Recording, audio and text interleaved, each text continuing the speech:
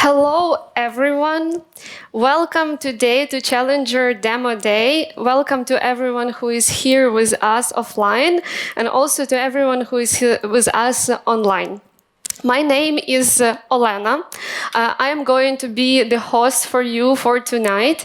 I promise quizzes, games, pitches, feedback from our juries, some surprises, and also announcements of the winners. So this is going to be a fun night, I hope so, and it will make it fun, also the atmosphere that we will have today. So I just want to emphasize that today it's about, of course, startups, about the Challenger team, but also about the whole audience that is here. And I would like to say huge thank you to taking time, coming to us today, spending this couple of hours and enjoying it today with us. So let's have a round of applause for all of us who gathered here, and we'll have it today.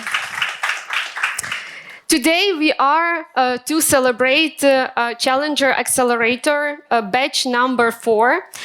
This is also our 4th demo day here, and the only thing I can say that time flies. When we were starting it in 2021, I couldn't even imagine that now in 2026 we will be still doing it. So this is very exciting. What awaits us today? Let's see. So first of all, we will, of course, have some welcome words and partner words. After that, we will go into the Challenger really brief introduction and also a quiz for you. After that, we have a fun moment of Never Have I Ever Startup Founder Edition. And after that, we will have, not the drinking one, right? Not the drinking one, the late night show one. After that, we will have pitching, the most important part of the day or the night, together with the feedback and Q&A from our juries. And of course, after that, we will have winners' announcements of the day and of the whole Challenger Accelerator program. And then we will have some time for the networking, and we will invite you to have some refreshments and drinks together with us to mingle and build new connections. So that's what is going to happen today. Before we will dive into the program, I want to have a brief disclaimer about the safety, because safety is very, very important for us. Unfortunately, there is a danger of air alerts right now in Kyiv, so we want to make sure that everyone is on the same page around that.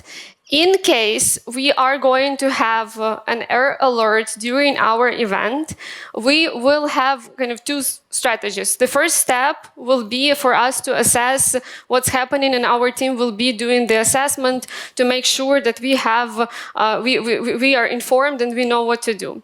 In case we understand that we have a direct danger to Kyiv, we are going to go down to the -5th floor, which is the shelter. So we will not be going outside. Please, when we are doing that, don't use elevator. We should use only these stairs.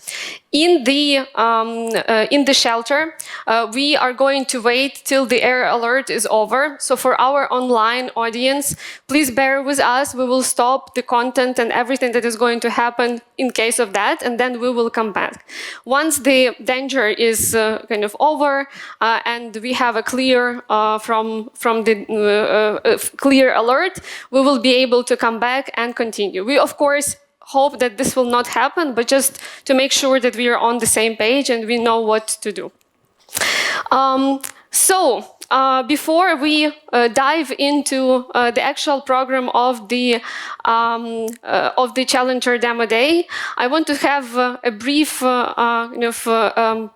brief intro on what is Challenger and who is organizing it. So Challenger is a family of accelerators. It's a brand of acceleration programs under Civita, and we've done a lot of batches across multiple verticals and you can see them on the screen. It's Challenger AI, Diversity, Green and Digital, Science, Urban and Creative, Education, and many others across many locations in Lithuania, in Estonia, in Slovakia, and also now we are in Africa doing acceleration programs in 2 countries there.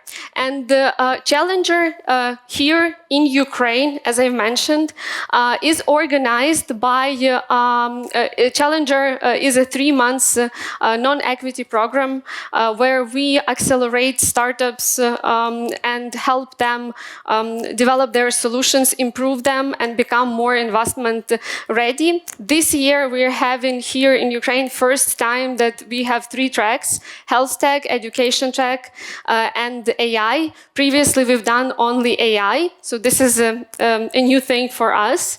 And it is organized by 2 companies, 2 organizations. One is Civita. Civita has a role of ecosystem player in Ukraine. We are innovation advisory. We do a lot of different things to support startups and innovation development in the country. We do strategies, researches, hackathons, ideathons, and of course acceleration programs like Challenger. Another company that co-organizes this program is RadarTech. RadarTech is actually the first corporate accelerator in Ukraine and has been developing corporate innovation for many, many years, and mainly specializes on bringing innovation to corporates. So doing innovation agendas, scouting startups, doing ideathons, hackathons, and also acceleration programs like these ones. And we, together as Civita and RadarTech, have a lot of experience in acceleration programs across multiple countries and multiple geographies. We've done more than 50 acceleration programs. Many, and by many I really mean many, thousands of startups participated in our programs, and we helped in conservative calculations say that it's 2 billion euros to attract for the startups that participated in our programs, but actually it is more. And our Challenger journey here in Ukraine has been quite an interesting one. We started in 2021 before the full-scale invasion. We took a break when full-scale invasion started, and then recontinued in 2022. And since then, we've done four acceleration programs. Challenger, yeah, Sasha can see his face on our first demo day, right?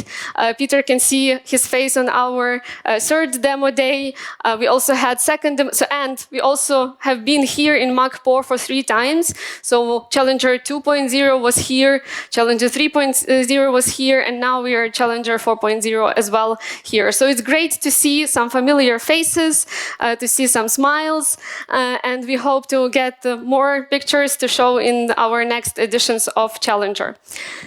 Of course, this program wouldn't happen if we didn't get support of our partners and our donors. And we have one donor and one organization that has been supporting us for 4 consecutive years and has been has been a believer in us and in what we do with Challenger Accelerator. And I would like to give we are very grateful for that.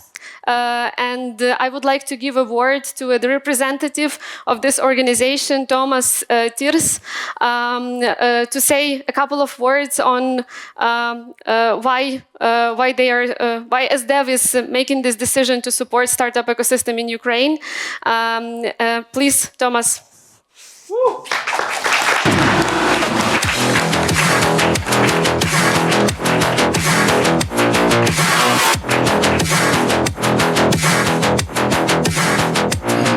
Hello everyone.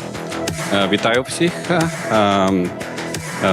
Ми здесь на цей дуже важливий подій. Okay, I will continue in English. I'm very glad to be here. I couldn't do it in Ukrainian, but I'm very glad to be here. I'm very glad that SDEV is part of this journey. Estonia, has some fame in startups and some in the fields of digital among them. We find it very important to support Ukraine. Ukraine is our most important development cooperation partner. ESDEV, the Estonian Development Agency, is, this is the largest amounts of money we are putting here in many areas, in business, in AI, in IT, in education, also building shelters and IDP homes in Zhytomyr region and in some other places. So for us, Ukraine is very important. The fact that you are here, in this time, in a startup event, at a startup event, with all the background knowledge, the technical knowledge, the resilience of actually starting a business here or preparing for it, I think is great. I mean, think about it, what's going to be when the war ends and the restoration of the country starts. I mean, what else? Sky is the limit. World is the limit. For you, definitely Ukraine is not the limit. It's obvious. So in that sense, we are talking about the global business. You have the resilience, what it takes. We admire you and we want to support this. So I'm very happy for Civita, for our partner in this journey, the other partners who are also in this journey, and take a maximum of it. Успішних презентацій, успішного дня. Вітаю всіх. Дякую.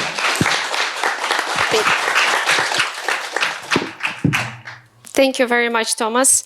We really appreciate the support of SDEV and are really happy that it also goes beyond the startup ecosystem, and there are many more projects happening in Ukraine because of what you do. And now I am going to ask you some questions. We obviously want you to know a bit more of what has happened over these 3 or even more months with our teams, and who else, if not our teams, could tell you about that. It's not only the time of pitches when you can shine, our founders in Challenger Accelerator, but also in this little quiz. Let's see how well you followed the program and what was happening in it. So I will be asking a question. And if you have an answer, you can raise the hand. And then I also have some follow-up questions and also some stories to share about what was happening in the program. So let's start. Our first question is, how many applications did we receive for this batch? 150.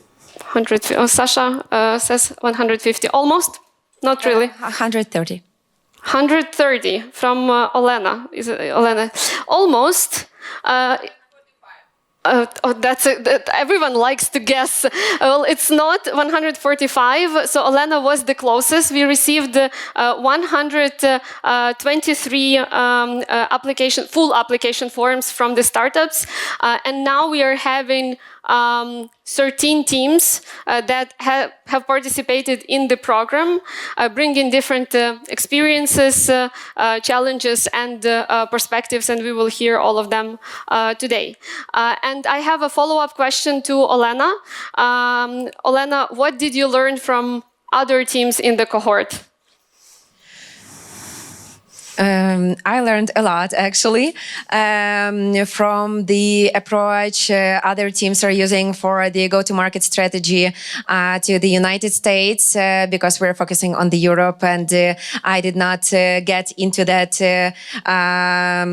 topic deeply, but at least I have like a really great knowledge shared by people who had experience with that, and so this is one. The second one is the team team playership. I really loved how teams are engaged and how they resolve all the issues and how they share all those files and resolutions. So I really liked that as well. Thank you. Thank you very much. Moving on to the next question. How many workshops and sessions did we have throughout the program? 12, 15, 18, or 20? 18. That was true, 18. And that's not a startup, right? Like participating. I mean, we should think about about the participation. Okay. Next question is. So those were the blocks that we had and covered during those 18 sessions. Next question is, how many startups visited or took part in every workshop and session? 2, so not 13, you can see already, right? 2, 3, 5, or 8? It's a good one, 8, I wish. Who said 3? Dmitro said 3. Yes, it was actually 3 teams that participated in every session and workshop. I need to say that we are quite flexible. I mean, not every team needs to visit every session if it's not needed. But Dmitro, which session was the most useful for you? I guess the one with Patrick on GTM and how to approach different markets. Thank you. Next question that we have, how many startups pivoted during the program? And if not everyone knows what's pivoted, it's when you take, as a founder, a whole new direction and you decide, this product was crap, I will do something different. So how many teams do you think pivoted? None? 1. 3, 1, 2. 1. Okay, it was one team that pivoted, and it discontinued participation in the Challenger because it decided that they're too early. Now they need to start from the beginning, so the Challenger is a bit more advanced for them at this stage. So, yep, one team. How many mentors and experts were engaged in Challenger? 14, 27, 37, or 44? 14. 37. 44. Okay, so it's 37. We had 37 experts and mentors engaged. We actually want to highlight those experts and mentors. So we had 18 sessions, right, or workshops, and we had more than that in terms of speakers, because we had sometimes 3 founders sharing their experience or 2. We had business mentors, so those were mentors that worked with our startups throughout the whole program. And had multiple sessions and followed the development of the startups. We had also tech mentors that helped our startups with their technology development, mainly AI, and navigated through the challenges that startups had. And also this year we had investment mentors. So our startups had specific hours with mainly investors to discuss their investment strategies, and they helped our startups to navigate this field and understand when is the best time to raise, what is the best amount to raise, and things like that. So those are on our mentors and speakers. Which of this was the key outcome of the program? Sharper value proposition, better investor readiness, stronger pitching skills, all of the above? Yes, that's a pretty easy one. It's all of the above. Maybe one of the startups wants to share about which thing was got the best outcome out of this. For them. Hello, it's Adria. First of all, thank you for the program. I think it's all above is really valuable, and maybe the most is the sharper the not only value proposition, but the sharper the problem and the impact that we can bring to our clients, and the investment strategy and roadmap that we will move forward. after the program. Thank you. Thank you, Danilo. Thank you. Next question. What was the final goal of the Challenger? To give certificates, to help team become stronger, more investable, and more market ready, to accelerate the solutions, to organize events, and to prepare slides. Slides. I mean, slides are good, right? Our slides are good. The startup slides we will see, but we also think they are good. Okay. And last but not the least, question is, how many peer-to-peer sessions did teams have with each other during the program? Oh, that's actually what you know. So it's 6 peer-to-peer sessions, and maybe someone wants to share what was like the best peer-to-peer discussion. Hi, it's Yulia, Intel's fifth. I liked almost every peer-to-peer session, except when I was distracted with my children. Every conversation was really deep, I would say, and we shared what are our pains, and peers really recommended good solutions. We shared, and we felt that other teams are also struggling, you know, and that's a good feeling. Okay, yes, it's nice to feel that you're not alone in your struggles. That's true. Well, I mean, we wanted also to emphasize this, that one of the most underrated thing often in programs is actually peer-to-peer, right? And what you can learn from other founders. And we tried to build that in this program. And we hope we succeeded. And we have a nice picture here of our cohort on one of our startup roasts. And to continue with, so thank you everyone for the answers for our Challenger quiz, and to continue and learn a bit more about our founders and their struggles and also their successes, I want to invite you to participate in our next part of the program, which is Never Have I Ever, no drinking edition, I should say that. And I would like to invite here our moderator who is going to, who co-created this with us, and also who is going to ask those questions for our startups and have a conversation with them. And I would like to invite to the stage Alex Orap. Alex is I mean, I have such a long paragraph here. So Alex is I will. It's a great paragraph, I know. Alex is a tech entrepreneur, angel investor, mentor, and also one of the most recognizable faces in startup ecosystem in Ukraine. He has built multiple products across a lot of different verticals. He has spoken at the Lviv IT Arena, Google, SaaS Talk, and about 15 other stages where startups would kill to pitch. In 2024, he was named as one of the top 5 global tech pioneers in social media intelligence.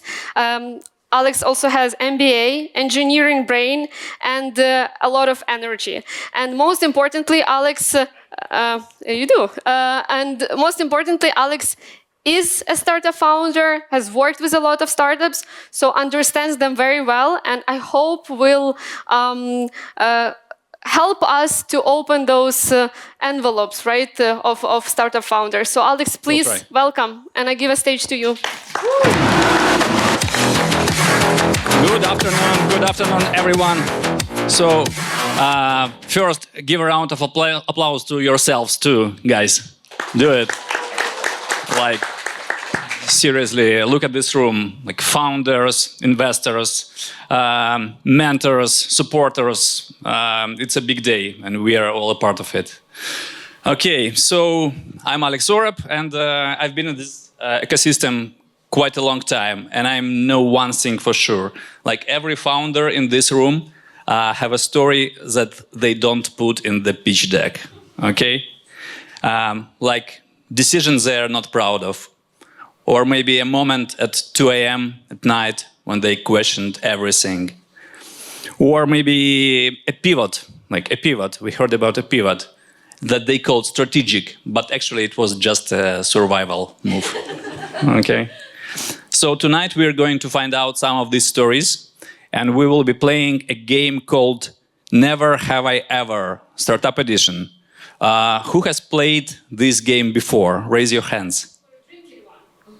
Maybe drinking one. Okay, cool. And who has never played? Raise your hands. Perfect. So this is going to be even more fun for you. Okay, now before we start, let's give a massive welcome to our 3 incredible, brave founders who agreed to participate, be on stage tonight, and they don't know what is coming. So please welcome the co-founder of HealthTech, Olena. Olena.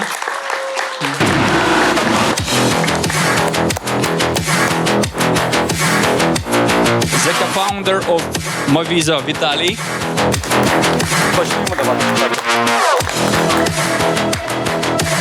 And the co-founder of Naomi, Dmitro.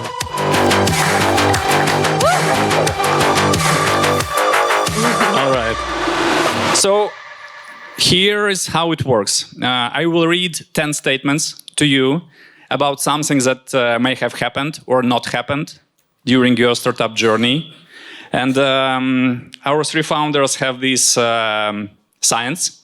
One side I have, show it, I have, meaning I have done it or it happened, okay? And the other side says I have not. No explanations needed from your side unless I ask for one, and I will ask for one. Okay, the only rule here is honesty. We are all friends here, so think about it like founders' confessions after 2 beers, okay? And everything that is said in this room stays in this room, probably. Okay, are we ready? Yes.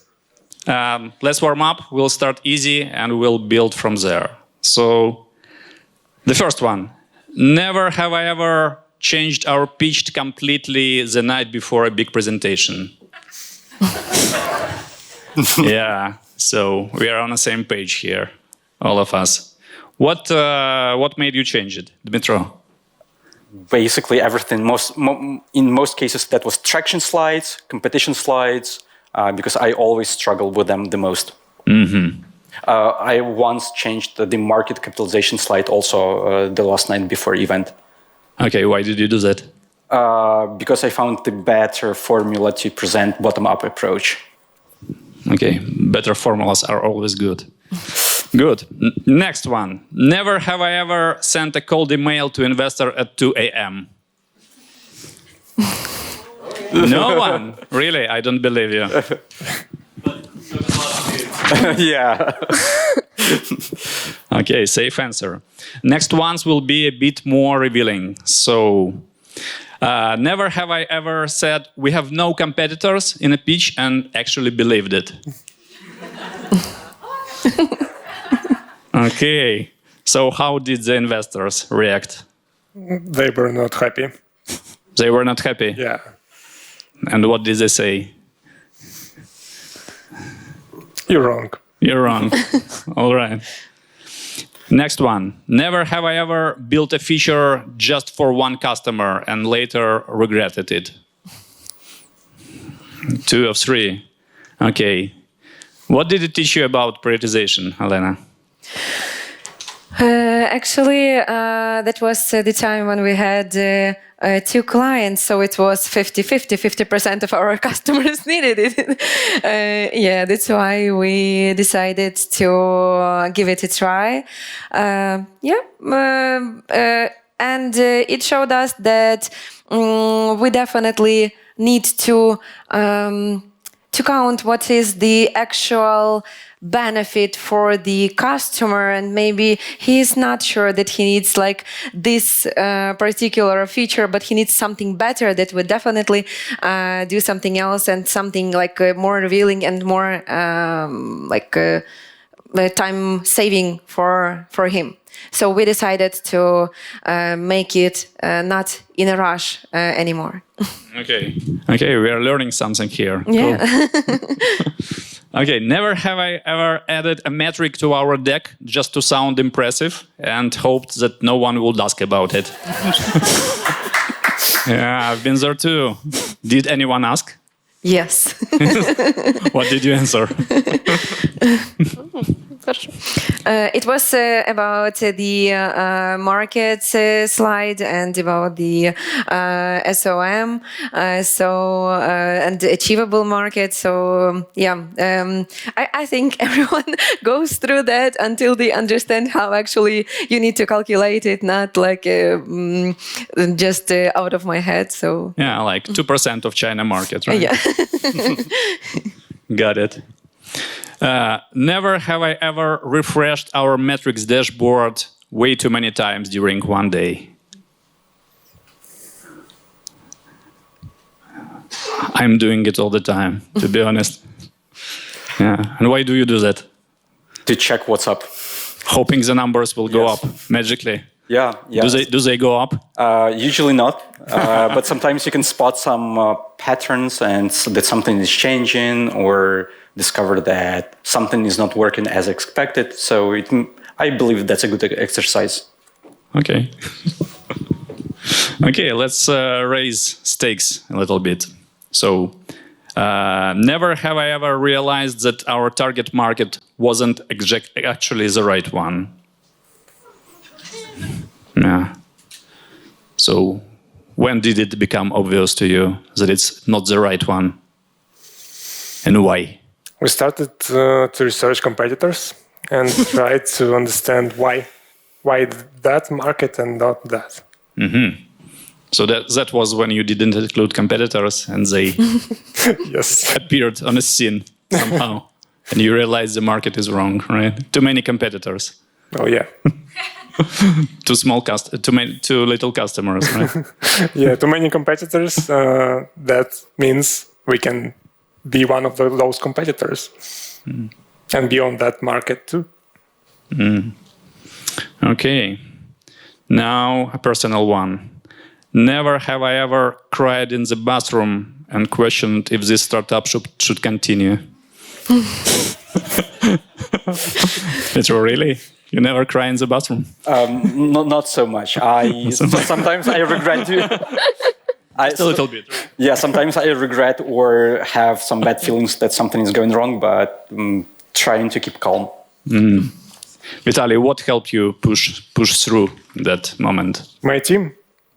It is much easier to build together with people who understands why they do something and what you actually guys do. Yeah, team is the key. I agree. It's very important to be around the people who share your passion. Yeah, and Elena, for you, how did you push through?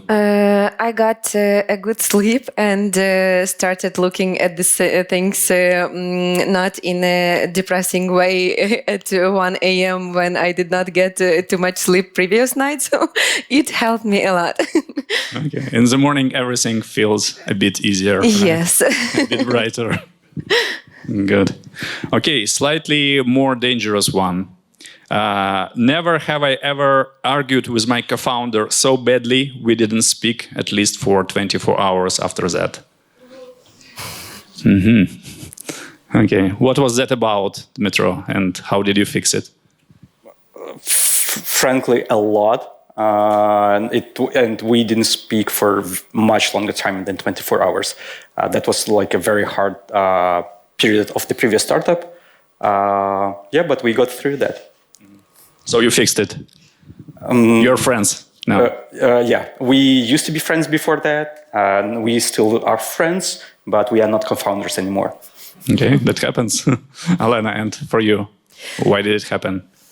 It happened because we were talking different languages, and after a few hours, it comes like when you calm down, you understand maybe my co-founder was thinking about something else when he was talking to me about some things like more technically or something like that. And I need to explain the things the way I see it from the business side and so on, because we have like our responsibilities and we do not get all the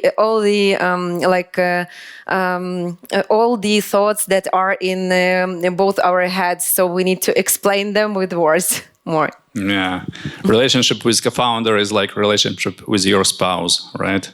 Yeah, equally important, and stakes are very high. And the last one. Never have I ever joined this accelerator and thinking it would be easier than it actually was. You hesitated. It counts. Okay, count. So, Lena, why did you think it would be easier? And what was hard?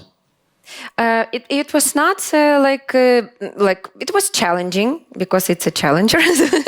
I think it's because you start seeing the issues, you start seeing the things that you could do differently, and you mix, and you need to simultaneously cover the business side that is currently like how startup works and so on, and you are revising the things that you cover on the on Challenger, and you understand that you need to fix some things, postpone something else, and this is like about priorities again. So yeah, that was hard when you want to work on different things simultaneously and cover it. Okay, got it. Thank you. It's a good moment to stop, I think. We learned a lot, and I think we know a bit too much about all of us now. So that was Have I Ever Never Startup Edition. Many thanks to our brave founders who were so open and human about it all. This is, I think, one of the reasons why this community is worth building. Thank you, guys. Thank you. Now back to our hosts.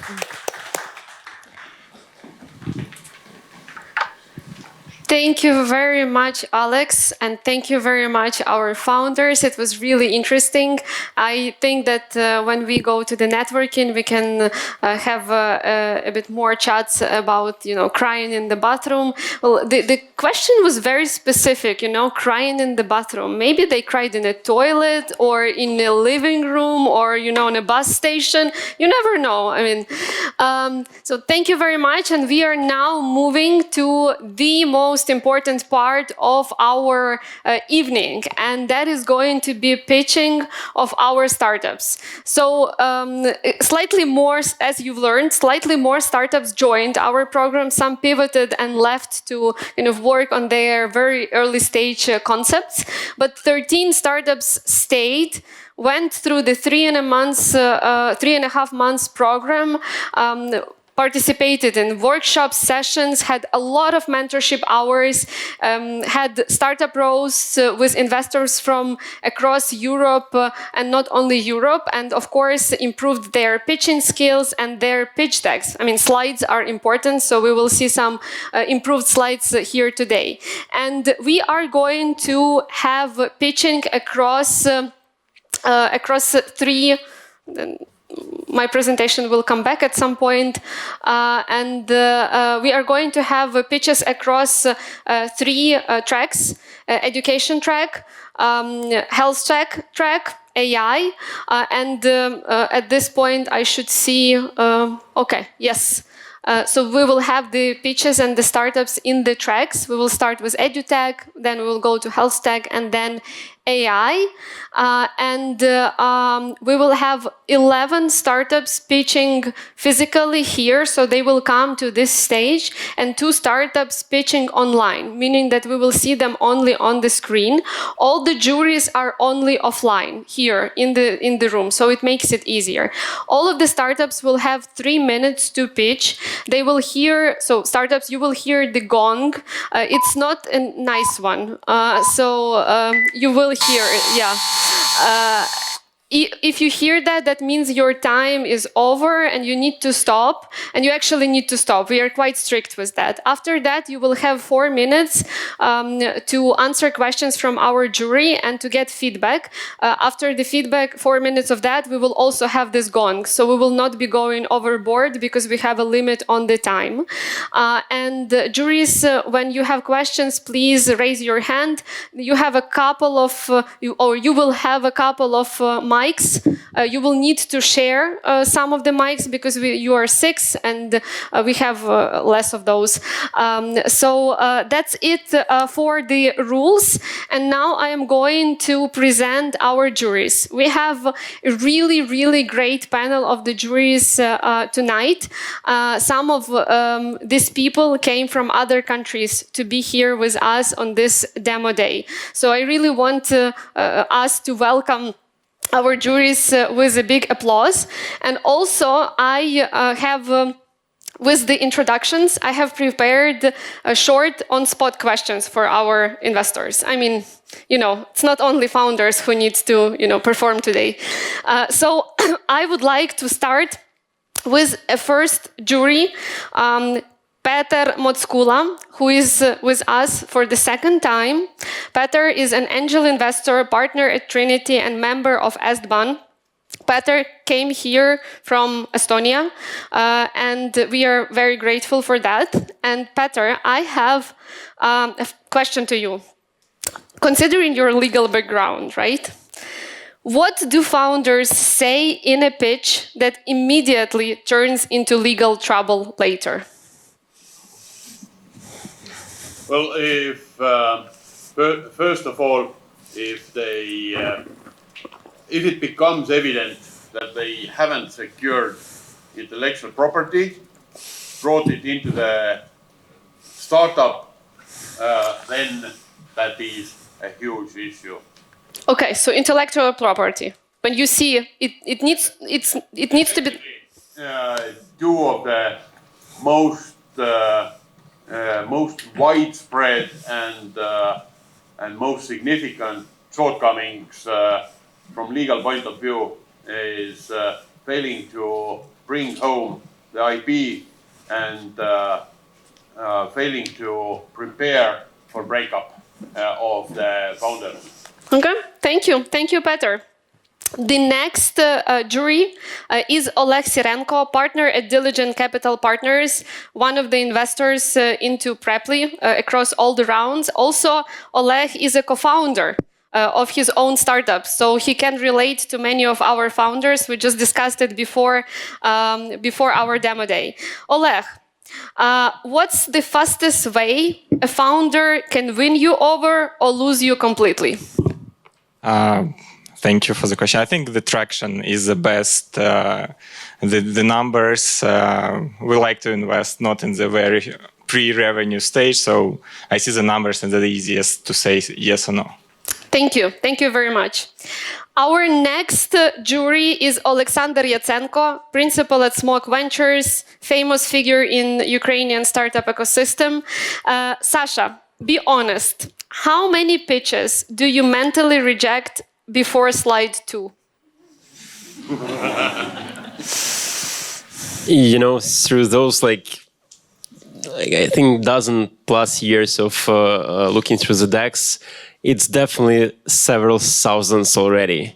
Like with stopping on the first slide, basically. And you just close. Just like no reason to go ahead. And it's the reasonable answer here is that usually, as Oleg mentioned, it's about like traction slide, but as we are like mainly pre-seed investors, it's just like about the founder's slide. So when you see the that it's not, for instance, it's not even there, so you just like stop looking on that pitch. Okay, thank you. Good learning for our startups. I mean, they don't have a chance to change a pitch deck anymore, but for future. The next jury member is Hrinchak Kyrylo, head of product and partner portfolio at Sigma Software Group. Kyrylo, what usually convinces you the faster than a pitch deck ever could? Hi guys. I know. Actually, for me, any pitch deck, any elevator pitch or investment pitch, it's not about exam how people pitching. Yeah, I focus on how they're thinking, how they understand their clients, customers, right, and how deeply they understand the business domain. Okay. So and how they first through ideation, I don't know, understand the idea, how it's evaluate. Any like vibe check? Do you do a vibe check? You know? Yeah, right. Live check. You do? Yeah. Okay, good. Vibe check. It's important, you know, whether we are vibing with founder or investor. But guys, just relax and not try to impress. Just try to be understood. Okay. Yeah, that's a good one. Thank you, Kirilo. Our next jury is Andrei Zinchuk, founder, managing partner at ZAS Group, VC and Angel Syndicate. Andrei, be honest, what is the hardest feedback to tell the founder? You know, we're in a business of saying no. So this is easy because you say 95% time of no, but sometimes it's very hard when you actually like the founder as a personality, and then you have to differentiate yourself, your feelings as basically a decision maker, right? Also with the business opportunity, and that's the hard ones. Mm-hmm. Thank you, thank you. And last but not the least, jury member, is it Joachim or Joachim? Joachim. Joachim Energaard, something like that. Perfect. So Joachim came to us from Prague, and Joachim is an early stage VC investor and investor at Rockaway Ventures. Welcome to Kyiv. Have you been to Kyiv before? Yeah, I was in Kyiv in November, I believe. So was Lviv IT? Yeah. No, that wasn't separately. Lviv in September. I was in Kyiv in November. Yeah. So my question to you, what's the biggest difference between startup energy in Prague and Kyiv? I mean, I'm from Copenhagen and I've lived in Prague a year, right? Oh. So I don't even know the Prague ecosystem that well. And this is my second time in Kyiv. Copenhagen and Kyiv, you know? Copenhagen, Kyiv, and Prague. Okay.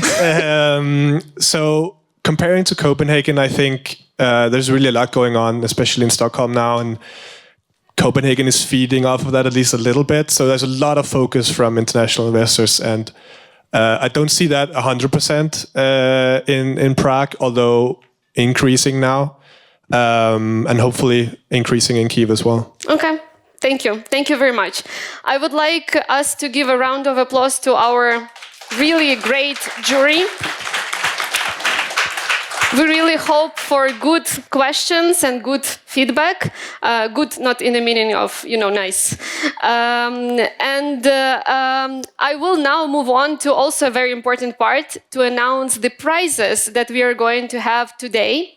So one and very important prize that we have here today, and we will select we will have a winner for it, is $25,000 from our partner UMAF in the form of grant. So there is no equity given away for this $25,000. The next one is the prize from our partner USF, and they are they will be awarding or giving 3 checks of $25,000 of AWS credits. Another prize is tickets to Latitude 59. So we will select 6 teams that we will go in less than a month to Tallinn, Estonia, and will participate in Latitude 59. And we are covering the tickets, the accommodation, and also the flights to the conference. So the whole package. We also have a partner, Tiny Data. I don't know, is our partner here already? Online, okay. Our partner, Tiny Data, will be selecting one startup to whom they will provide fundraising support services and will help them to fundraise their round. And the surprise gift that we got today is that IT Arena will also select 2 teams that will get free tickets, booth, and a fast track to semi-finalist. So that's another surprise gift that we are going to have today. enough with the prices. Let's get to the actual pitching. And without further ado, I'm going to start announcing the teams. So teams, please get ready. You know your order. And we are going to start with EdTech track. And I would like us to give the most warm round of applause to every founder that is getting on the stage, and also every founder that is getting out of the stage. This is something that they really need. So please, let's try. Let's do a round of applause. Can we do a bit better? Yes.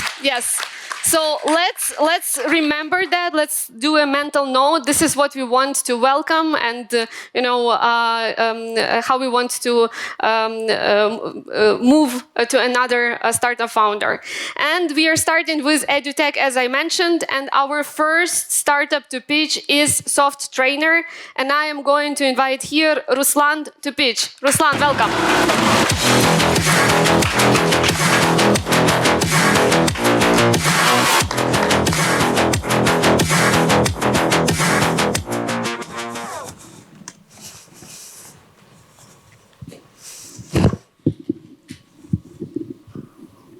Hey guys, I can bet that someone from your team leading their first one-to-one for the last week, or somebody else walking into negotiation they never run before. And I can bet again that none of them were trained. You have to know that the businesses pays a full price for that, because 82% of managers face high-stake negotiation with zero practice before, and the businesses spend to fix it, because only 12% apply anything they learned. That is the reason why we built SoftTrainer. SoftTrainer is a flight simulator for high-stakes negotiations. For example, your team having a risky call on our zero-risk environment, and you, as a business, get insights, by the way, backed by professional assessment. What exactly was improved? Here is how. An AI voice live conversation with an AI character built on your company data. No camera, under 10 minutes, and that is enough to get first insights about your communication skills of your employees. Actually, we started from the European tech markets, and you have to know that only 4% of penetration get us to the 12 million ARR for the next 3 years. Regarding competitors, actually there are 3 choices on the market. Coaching that cannot scale, e-learning that no one finishes, and simulation apps like ours that actually can prove that you practice, but cannot that you improved. 700 million were raised in that space for the last 2 years, but none of them closes the professional assessment loop we do. Okay, we started from the 190 euros per paid pilot, a group of 10, and then we scaled to the enterprise contracts. Well, our primary channel is LinkedIn cold outreach, and we have pretty high conversion rates to SQL. We leverage communities, HR and L&Ds and conferences. By the way, we built the network of distributors for such products like ours. Well, we already conducted over 150 discovery interviews and got from them 7 active pilots. 3 of them are paying. Well, team. Took founders, actually me as an engineer, I built the product, and we have Christina, who actually GTM strategist, who covers sales and marketing. Well, we are raising 250K to get our new 30 customers for the next 18 months to become serious ready, of course, and get our break even in the end of the quarter second. Thank you so much. If you wanted to get us as an investor or a professional assessor, find me, please. I'm Ruslan, and that is SoftTrainer.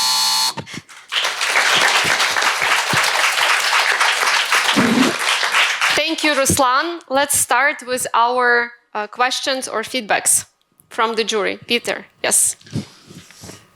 You said it works. Proven by What, who, and how? As I said, we are actually launching currently and launched already 7 pilots.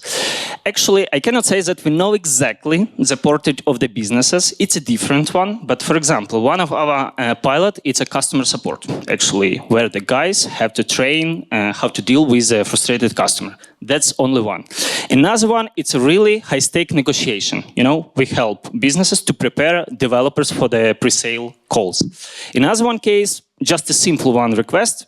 Our managers do not know how to give feedback to their colleagues. And that is all of the cases we are dealing right now, and different one. It's IT companies, finance companies, up to 500 employees, fast-growing startups, as usual, because enterprises at least have their own universities, so we are not focusing, at least currently. Just a reminder, we have just 4 minutes. Okay. Alexander Tsenko, Smoke Ventures. So just like a question, but actually not to Ruslan, but to Alexei, Yuskan, like, did you pilot it? So do you pay for it, your feedback? Yeah, it's a great product. Okay. Okay, thank you. And another one, like to you, Ruslan, about the current traction again. 3 paid clients. How do you treat those? Are those like friends of yours, or those are Ukrainian teams only? And just describe those profiles of clients. As far as I understood your question, if I treat them as a friends, actually not yet. I didn't have the friends in that companies, and I know Alex. I know him, and I'm actually a friend of him. But no, I actually directed directly to his HRD, and we found the common language in order to establish our relationship. Actually, DevPro, another one company who paying us, and I didn't have any relationship because it's not my own friends. But I agree with you that it's pretty difficult to find the customers abroad. We have some strategies and doing from the Ukrainian departments, at least for now, but have such strategy. Yeah. Did I answer? Yes. Thank you. Thank you. Any other questions, feedbacks? A short question from me. How long you already built this?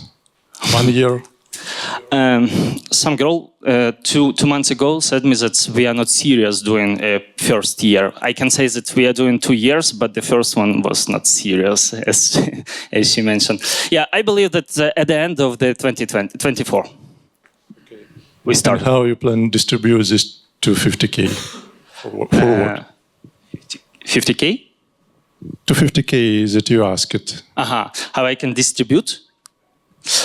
The idea, yes, currently have some channels. Of course, simple one, LinkedIn cold outreach. But actually, the best one, which we are trying now, it's a building the trustiness through the distributors, as our USA competitors do.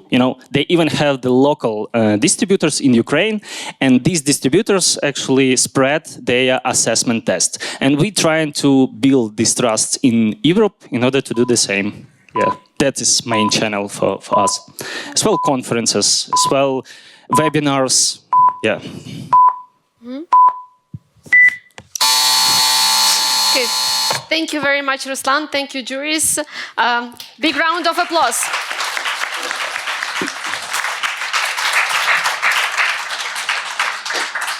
And we are moving to our next startup to pitch, and it's Pravosno. Please welcome here Mike.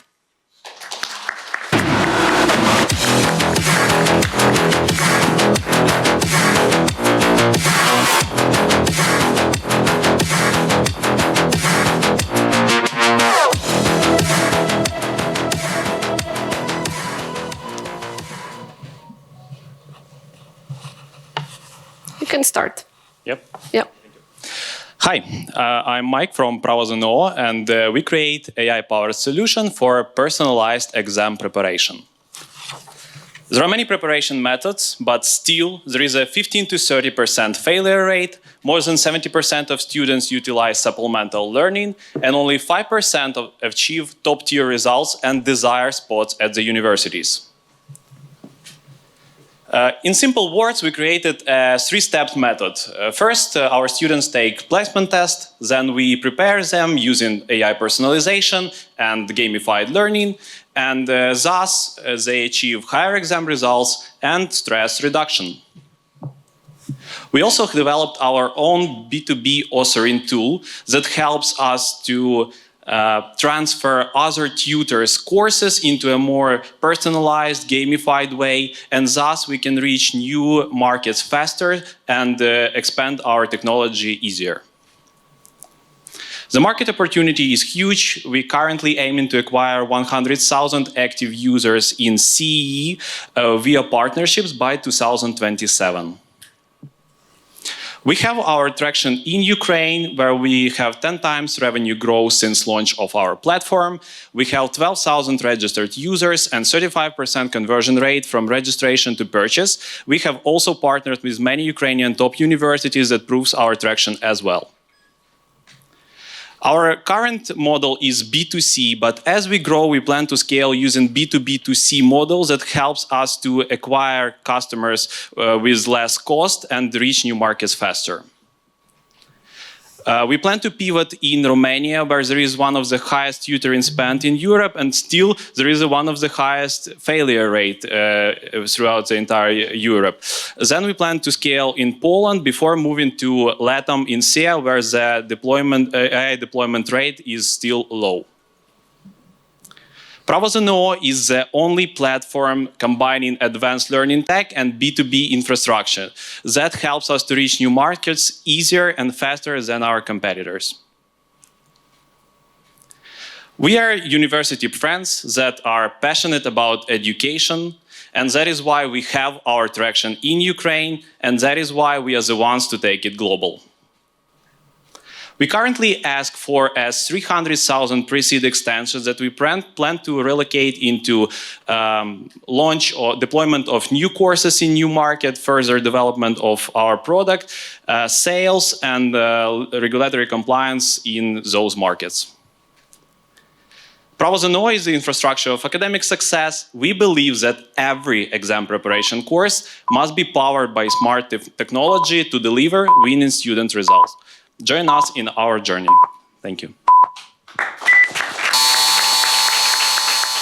Thank you, Mike. Let's move on to the Q&A. Yes, Oleg. Yeah, you have Romania as the next market. Is any of your co-founders based in Bucharest or speak Romanian? Because at least from the surnames I see they are not Romanian, so how you cover that?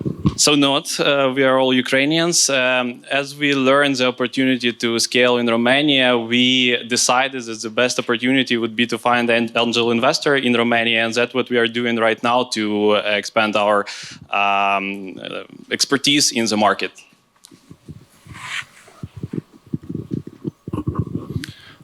Andrew Tinchuk, have you done some benchmarking on your product comparing to other products on the market and some base layer? What are the other alternatives? Because you're comparing to the features, but features is not something that's going to give you the edge, right? You're solving the problem. So why are you solving this problem better and somebody's going to use it? So you mean by methodology, am I right? Like learning methodology?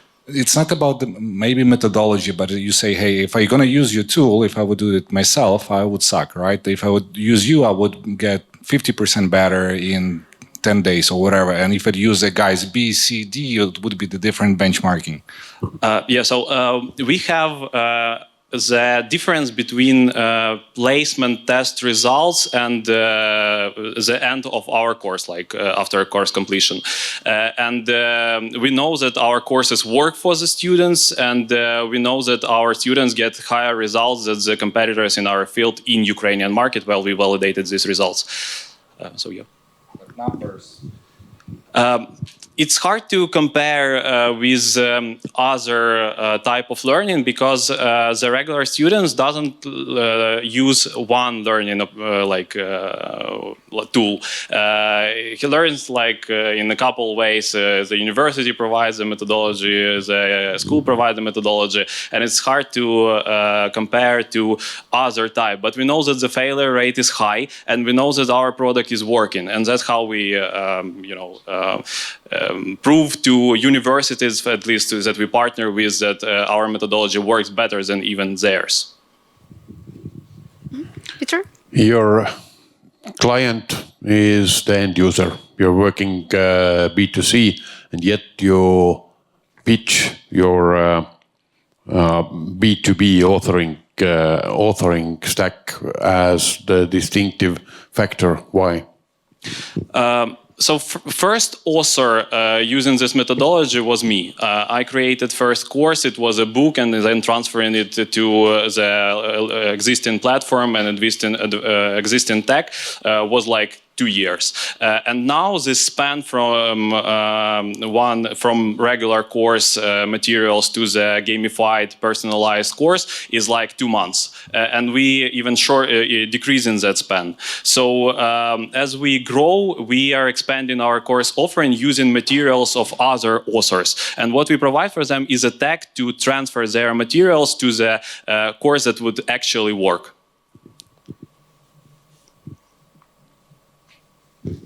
Clarify. What's in it for the authors? Because if you create materials using like LLM, that materials would suck. And we're working not in learning English, like regular English for the speech, like Duolingo or something else. We are working with hard materials like cognitive skill training, like law, like engineering and else. So we need material base to work with them before creating a personalized and gamified learning course. Thank you very much. Thank you, Mike.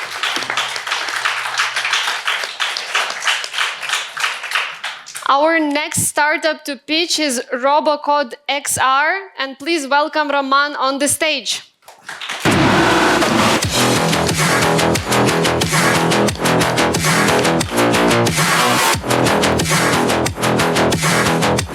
Hello everyone, my name is Roman Bajok. I am CEO and co-founder Robocode XR, and I'd like to ask you a simple question.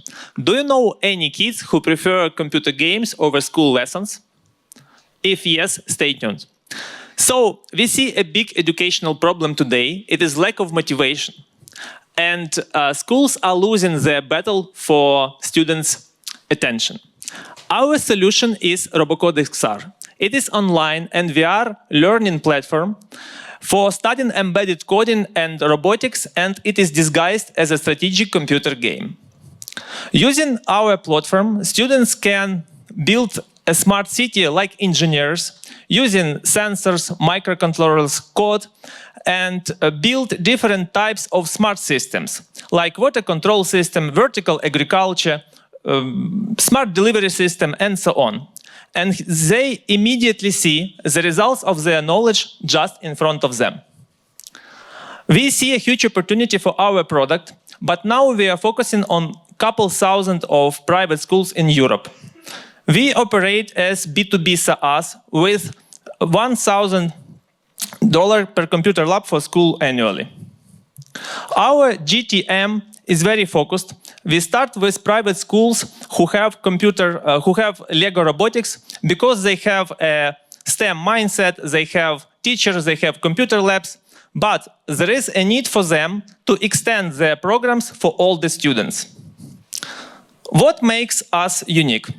It is intersection of high-end gamification and real deep studying of engineering.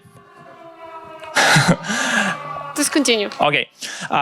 Also, we backed by our parent company. It is our advantage. It is a net of offline STEM centers in Europe with more than 10,000 students. And we have already tested our program on those students, and it is highly anticipated. Beyond Robocode XR, there is a strong and ambitious team, and we have been working together for 10 years building Robocode, and now we are working on Robocode XR. So now we are pre-revenue stage startup, but we have finished pilots in Ukraine, France, and Italy. We agreed to launch in pilots in United States, Spain, Poland, Bulgaria, and Germany. And we are raising 200K to finish our product and win first 100 schools within the next 12 months. So let's make engineering education together, and exciting engineering education, as you see now, it is a question of security, not only Ukraine, but for whole Europe. So thank you for your attention.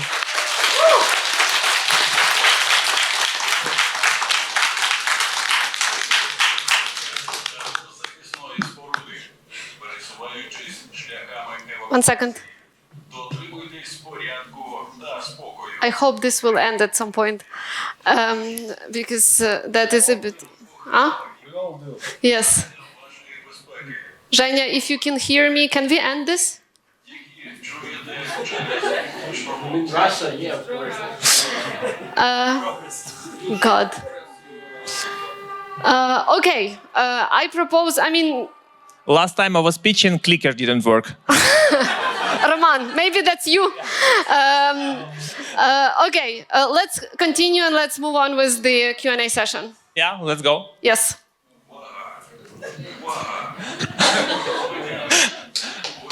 I have a question. Yeah. So you had a classic SAM market slide at one point, and then you mentioned you were targeting specifically schools that had a Lego educational program. Does that correlate to the SAM, or is the Lego schools, is that just a part of it? Yeah, thank you for this question. They have a STEM mindset. They want to go further very often, but there is a big step ahead to buy like all equipment for computer labs with Arduino sensors. It is like completely mess. And our program could be like an entry point to go to this level of engineering, and they can try it almost for free, and we support like them. Yeah. Okay, I guess my question was more if the sum, I remember, was 5 million, right? I think 5 million. And then you said, is that all the schools that have like the Lego robotics program, or? No, it's a part of them. Okay. Yeah. Any other questions? I was like wondering about the same question about the number of the schools with Lego classes, etc., etc. So, what is the exact number you see when it goes about your like profile market? We did it from bottom up, so we just calculating how many can we reach during using our team. But also, we are going to add physics and math in our curriculum, so it could be much more broader than I'm expecting just now. I said now. Okay, got it. And what is the phase of RoboCode, like the previous project of yours? Yeah, it is a network of offline STEM centers in Europe. So it's like STEM centers where students come each Saturday, each Sunday. So it's an operational business nowadays. Yes. You're the owner yourself. Yes. Okay. You still continue managing it. You're the in operations there or not?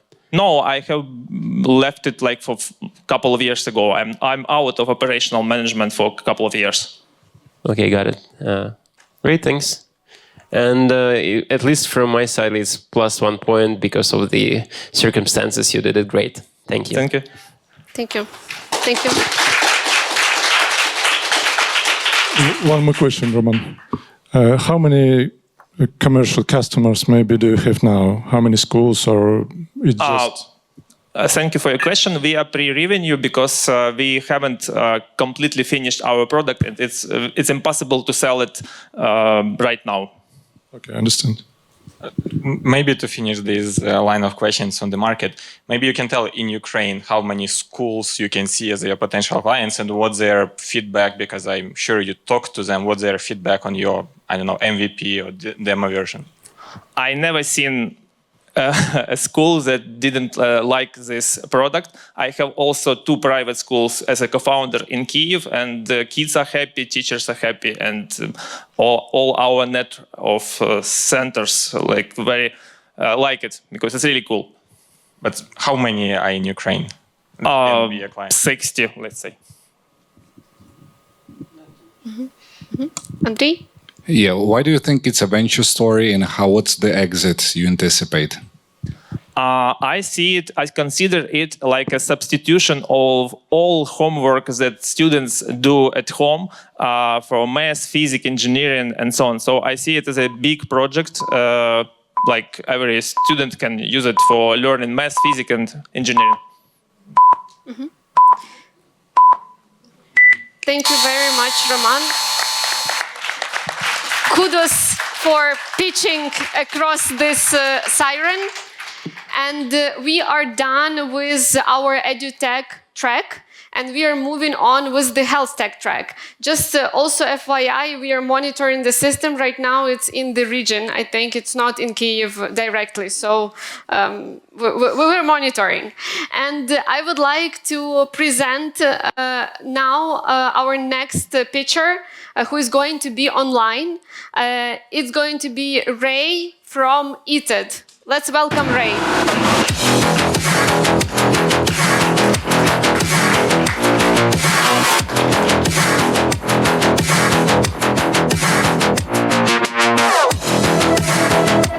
Cool.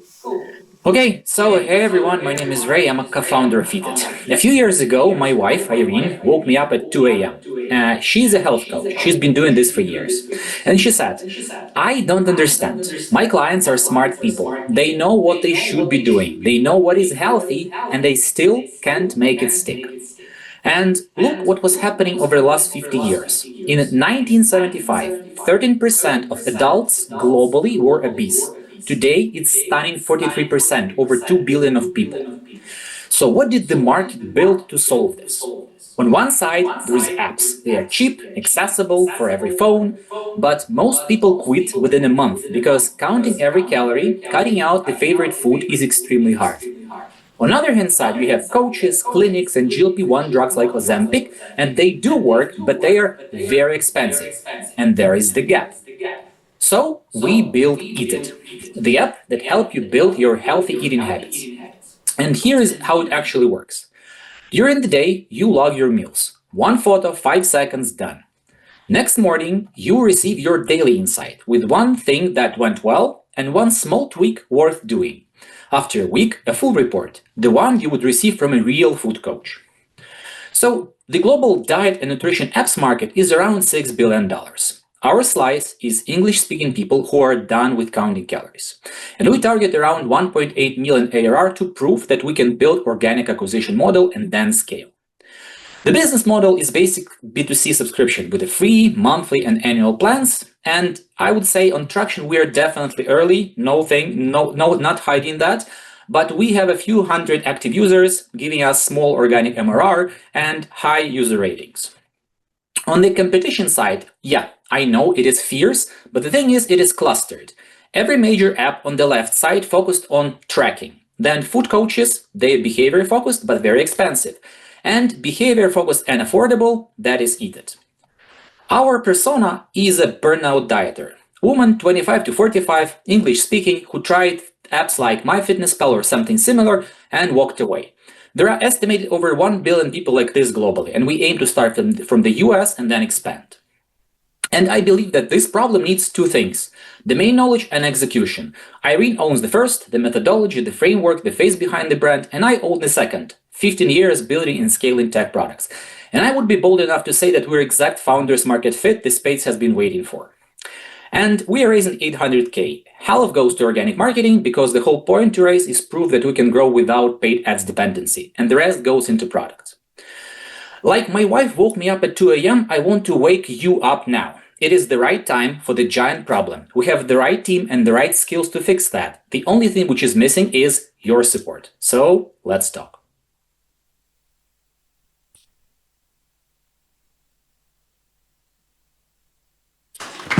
Thank you very much, Ray. Let's start with the Q&A. Yep. Question about the team. Your team is your family. Yes. When trouble arises at work, you're trouble at home, and vice versa. How do you address that or de-risk that? Okay, so two things. First of all, we are 15 years together and we have two side projects, 8 and 10 years old, our kids. Second thing is that this is not our first project together. We also launched and developed the ASTA Academy. This is a Ukrainian product. Basically, the courses for product managers called the most hardcore courses in Ukraine. And we, in 5 years, earned around $750,000 in the revenue, just two of us. So we know how to do lean, and also we support each other. We have strengths. She have her strengths, I have mine, and we learned through over the years to combine them together. Very cool. Okay. So from what I know of dieting and health coaches in general, it's a real issue for a lot of obese people, I believe, to recognize snacks as part of the daily intake.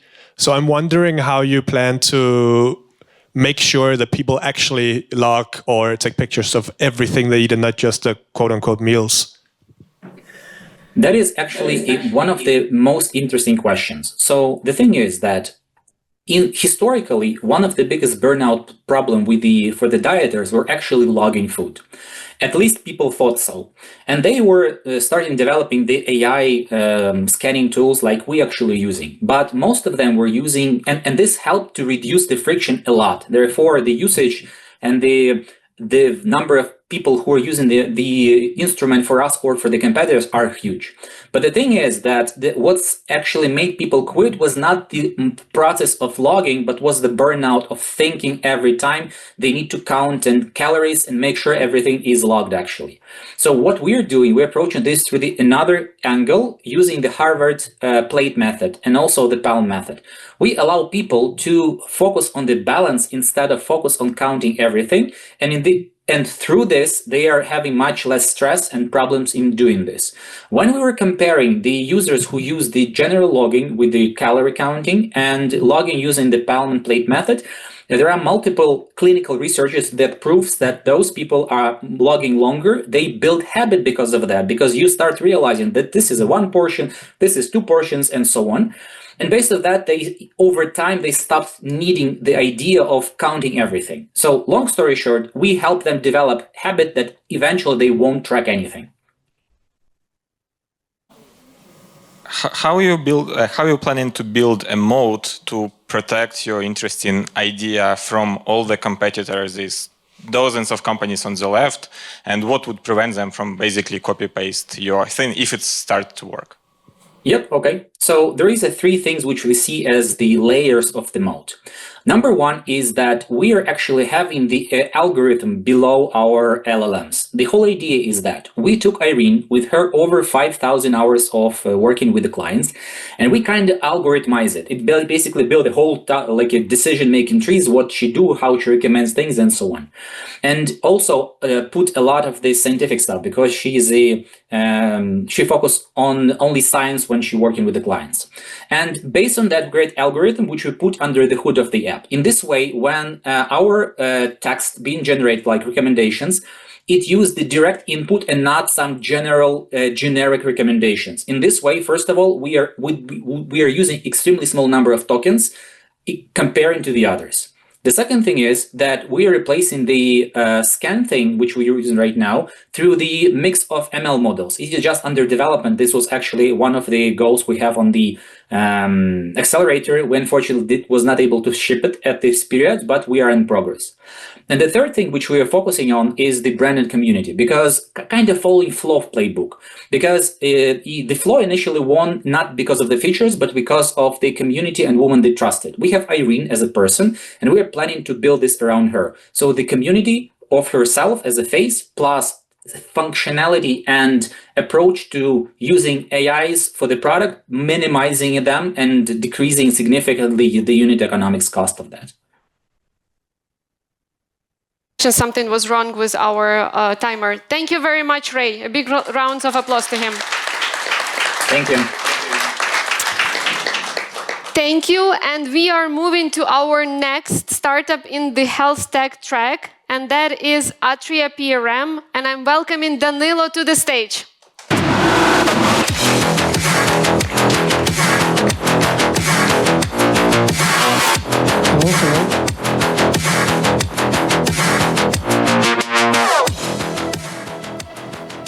Yes. Okay. Hello, my name is Daniel. I'm a doctor. Imagine consultation. The patient sits in front of you and with years of medical history, hundreds of documents, digital and paper. Somewhere in there is what matters, but you don't know where. So instead of treating, you start searching. And what after the visit? Care becomes just a document, no follow-up. So it happens in every consultation and costs clinics up to €1 million a year. So we built Atria. We find what actually matters and turn documents into action before and after visit. It saves up to 30% of physician time and reduces operational workflow by 20%. How it works? Medical records enter the system, AI structure it, and clinical workflows execute across teams and patient. We are not MDR regulated. We are data privacy first and encrypted. We are ISO and GDPR compliant. So we operate in EU and US market with 3.2 billion ARR opportunity, and we challenging within 3 years 2,500 clinics and 20 million ARR. Our business model is B2B SaaS. Clinics pays us fee from €500 and additional fee per document trigger workflow. Our recipe is mid-sized clinics from 20 to 100 doctors with high document volume. So our sales motion is simple. We land one clinic, prove ROI, and scale via integrations and referrals. Documents are the center of the healthcare. Systems are store or move them. Atria makes them work. We are AI layer on top of existing systems. So we just enhance, not compete. We already digitalize healthcare, but we don't make it simple. We just make the problem bigger. Our team combines medicine AI product. It's doctors, engineers, and HealthTech experts who already built HealthTech solutions. And we are 8+ years together as a team. Our traction, we participated in Accelerator for 2 months, and we move from idea to real usage. We have 1 corporate pilot, 2 LOIs, 2 new products, and I even lost 5 kilos for look better on photos and Latitude 59. We rise in 20K to move from pilot to repeatable business and get 20K ARR within 12 months. So we try to bring doctors back to what they mean to do. Thank you very much. Thank you, Danilo. Thank you for the pitch, and we are moving to the Q&A. Yeah, I can start, Daniel. Thanks for the pitch. And what are the results of the pilot that you had with Healthy? Now we just send some. We have our main distribution channel is like partner channel, like Healthy medical information system. So our first goal of the pilot was to understand what our advantage for these systems and create pipeline. So we created a presentation, we created tech calls records for the managers of the medical information system, and we have sent some of the propositions to the clients and make some interviews. So we now, it's not like final pilot, it's just begin. Thank you. What are your biggest compliance concerns and how do you plan to address them?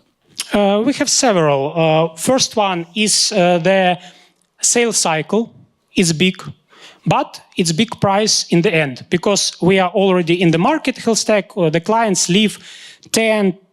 The question was about compliance, regulatory, legal compliance. Sorry, yes, okay. So we develop our solution so the clinics, for example, in Europe, can install it in their environment. And the whole idea and the infrastructure is built for data security. So it's our like first base point of the product to match all the compliance stuff. have you actually researched and understood both GDPR and AI Act requirements on that kind of product? Yes, yes.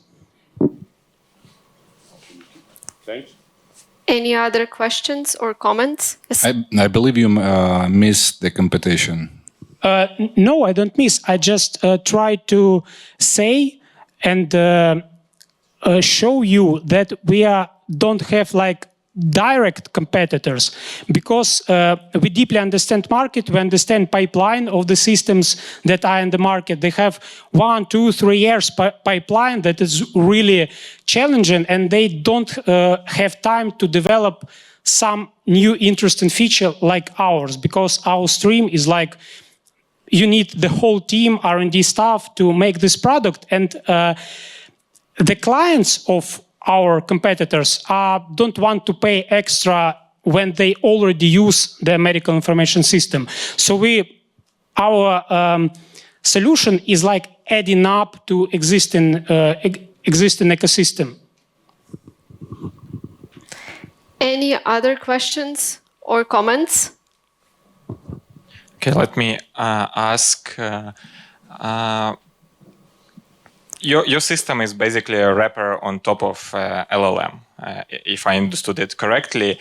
Why do you think American clinic with thousands of patients would choose your solution over a similar American solution? Why would they choose Ukraine-based solution in this case?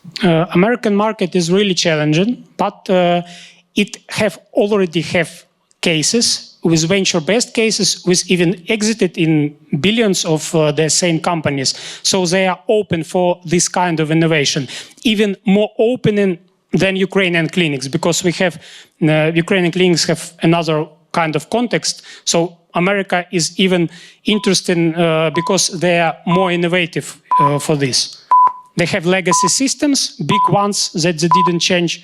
So they're interested in something that can boost their performance. Thank you, Danilo. Thank you very much. Thank you, juries, for the questions. And we are moving to our next pitcher, which is Olena with Vedlix.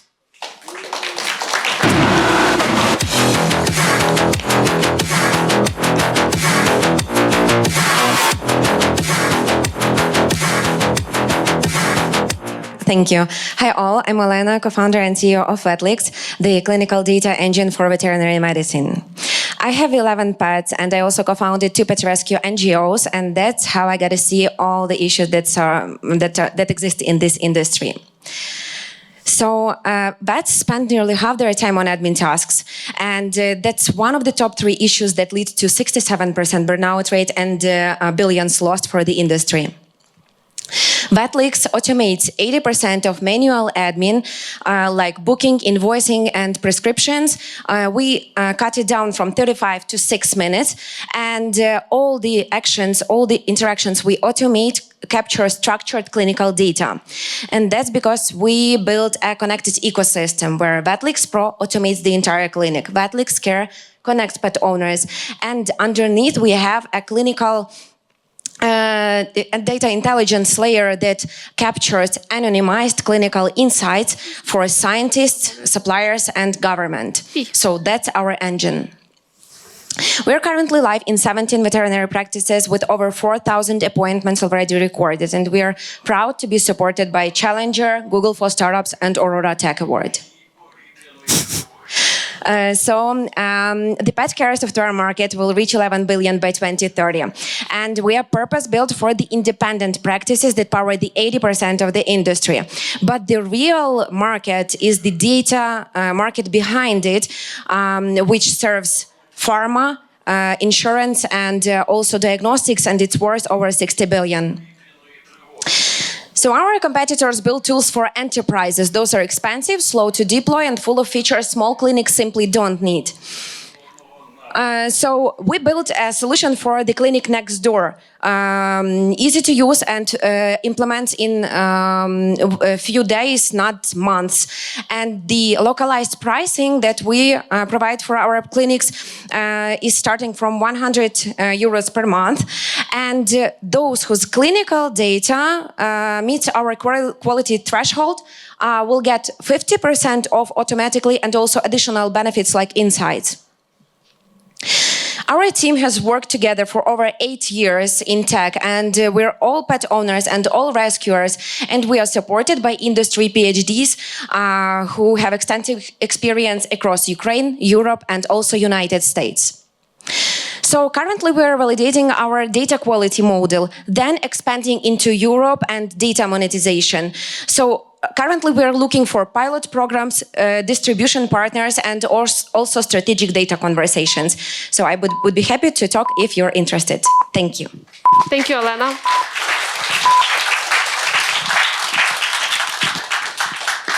Let's get into the questions or feedback.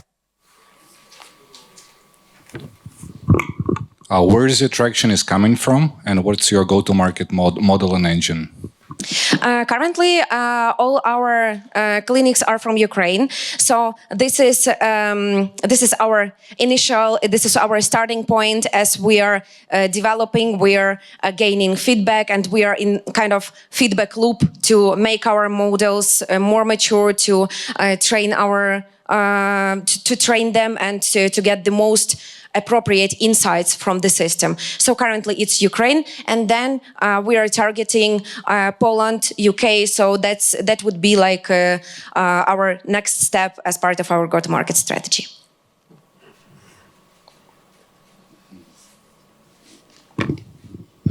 When it goes to the customer development results, how many clinics did you have a chance to talk with, and what are the results of those preliminary feedback? I mean, are they ready to pay? Actually, the thing is, yes, they are ready to pay, but small to mid-sized veterinary practices, it is a bit, it is underserved market, and they are lacking the finances to cover those big tools and that are provided by our competitors. What was the geography of those interviews you had? It was Ukraine, it was UK clinics, but mostly we had over 50 interviews with Ukrainian clinics, and it was 3 with the UK ones. And with the UK ones, with the UK ones, it was like up to 5, 4 or 5. So Ukrainians are not ready to pay, and UK are ready. And why are you still trying to work in Ukraine with those people who are not ready to pay for the product? I'm not sure if the grant that we're gonna potentially give you will help you too much. Actually, the thing is that they are not ready to pay high price, but that is the data we're collecting, and that is the feedback we're getting. So that's mostly in Ukraine, if we gain the bigger market share, if we provide an appropriate solution for them, affordable solution, could not find the word, sorry. And we would be able to present to the diagnostic, to the pharma, to the distributors, we would be able to present the data that would be appropriate for them, and they could make smart decisions. And the short one about the team, is anybody of your team had the business experience before that? Yes. Who did? I have been working at a big outsource company. I had managerial experience. Our advisor. I mean, not the business, but entrepreneurial one, building business from the scratch. Yes, we have one advisor who has built startups. The core team, the founders. The founders, building business, no. Okay, got it. Thanks. Do you have confirmation from any of these pharma insurance companies that the money they would be paying you for data would cover your expenses, and that you will have a viable unit economics? We did not calculate the unit economics for the data part, but actually we have a confirmation from the big pharma company that the data is really needed, and it's European company we have been talking with. Thank you very much, Helena.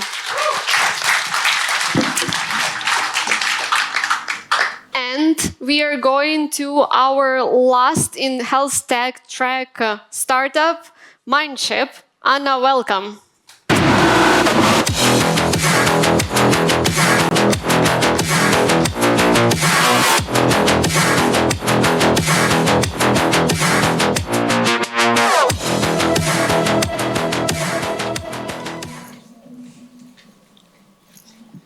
Okay, hi. At Mindship, we help you manage stress, anxiety, and get the state you want in just few seconds, like from 29 seconds and above. 84% of all of us experience stress on a daily basis. But we are all different. Our lung capacity varies a lot. It's like comparing mango to watermelon. Plus, our stress response is different. Some of you may experience breath holding, or diaphragm spasm, or upper chest breathing, or shallow breathing. Static content ignore your biology. Plus, in different situations, your stress response also changes. That's why we've built Mindship. The first bioresponsive breathing app. We combine science, your body's data, and AI. To solve both problems, we make self-regulation truly personal and easy to follow. Just tell Mindship how you feel. Let's say I need to ease my anxiety before public speaking. Then immediately get the right practice that address your pre-event stress. Take the short test to calibrate the practice using your phone microphone. 3 breathe in, 3 breathe out, and we understand the state you are, your stress response, and adjust practice so it fits you. We're using subscription model and API integrations. Anyone in the world can use our app, but our main focus are the most stress generations, looking for science-based and data-driven solutions. Currently, our algorithms are one and only on the market. Mindship offer recommendation and personalization algorithms, making content adapts to you in real time, in comparison to our static content and solutions. We are starting in Ukraine and then scale. Currently, we have 2 integrations with the corporates, 4 pilots, and this was achieved during the Challenger Accelerator. On top of that, we've developed extension to our app, the B2B mental health management platform with real-time stress management of your team. On top of that, we developed tailored protocols to your current challenges. For example, your enterprise, and you need to ease the burnout issue. We have strong skills in AI development, sales, marketing, product, plus certified breeze worker on board. Soon, we are going to launch our first pre-seed round. Now, let's talk how we can bring Mindship to more people together. Thank you. Thank you, Anna. Let's get started with the Q&A.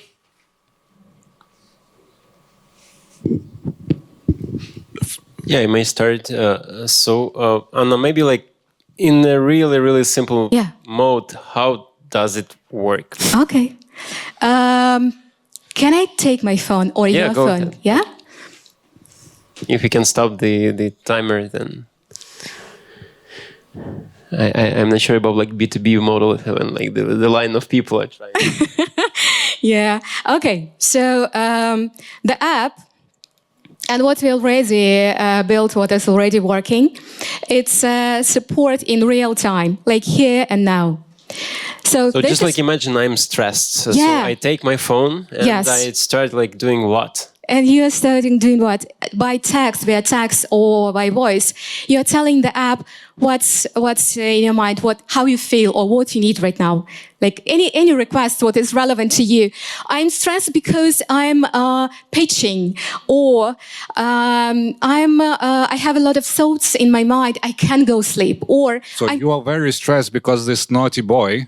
Let's show how it works. Let me show you. I'm too stressed because I'm pitching on the stage. immediately you get the right practice, pre-event stress that address my particular request. Then we offer you, let's calibrate the practice. Then I press, okay, let's calibrate it. The breathe test. When I click it, 3 breaths in, 3 breaths out, and then our algorithm understands, okay, what are the lung capacity I could use right now in the moment? Because we are all changing. The situation changes, my breathing pattern changes, and we adjust the practice so it's easy to start just for you. Just like, sorry guys, but like, it's my use case. And Sure. so just yesterday, according to my Aura Ring, I was stressed like almost 4 hours. Yeah. So and this is the problem with all the solutions on the market. They indicate that you are stressed, but their solutions are not relevant to you. For example, there are more than like 20 stress-related practices. Some of them best for the pre-event stress. Some of them best for the post-event stress. Some of them really great for the prolonged stress. Some of them really great if you're feeling tension in your body. Okay, thank you, Anna. Thanks, Sam. And then we suggest the right one for you. Yeah. Not just indicate less stress level, but which practice will be the best. Thank you. I already feel less stress when you're pitching. Thank you. Cool. That's the most common feedback that Anna gets. So I assume I could include you to the wait list when we are going to open our pre-seed round. Okay. Okay, Kirilo? Anna, yeah, quick question. Yeah. I missed your pricing model. You just The very pricing? fast, Sure. So it's where I'm clicking, it's a subscription model and API integrations. For the subscription model, we have B2C, then we have B2B2C, and then API integrations that benefit all kind of solutions that we have on the market. We are the best benefits for the platforms that already provide static wellness support. With our offer, you could expand the, yeah. Any B2C customers now? Yeah, we have first 1,000. Yeah. Thank you very much, Anna. Yay. And with Mindship and Anna's calming voice, we are done with HealthTech track, and we are moving to our AI track. And the first founder to pitch will be Vitaly from Movizo.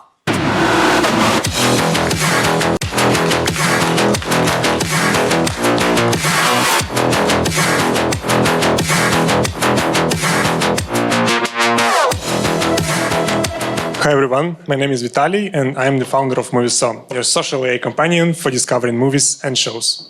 Imagine 5 days per year you spent on your vacation. Well, that's the average time you spend on justifying what to watch. An average American family has 7 streaming services per home, spending more than $600 per year just on streamings. Movizo solves this simple. It's like Tinder for movies. You swipe through films and shows, and the app learns from your choices. You can see what your friends are watching and get notifications when new episodes are out. With our AI search, you can easily describe what you want to watch in a simple human way. For example, I'm drained. Find me something new and light, and the app will recommend some movies for you. We already have more than 2,000 registered users, more than 400 weekly active users, and a strong second-week retention. But what is more important, we already have our paying subscribers from US, from Europe and Ukraine. Our conversion to paid is 4%, which is double the global industry median. We have huge global content discovery potential, but now we are focusing on initial United States target for 18 months, targeting 50K paying users. It's backed by 4% install to paid conversion rate and 37.5 customer acquisition cost.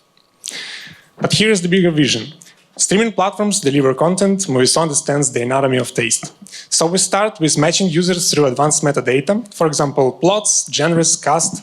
Next, we want to break movies into items, AI analysis of scripts, visual tone, soundtracks, and global reviews.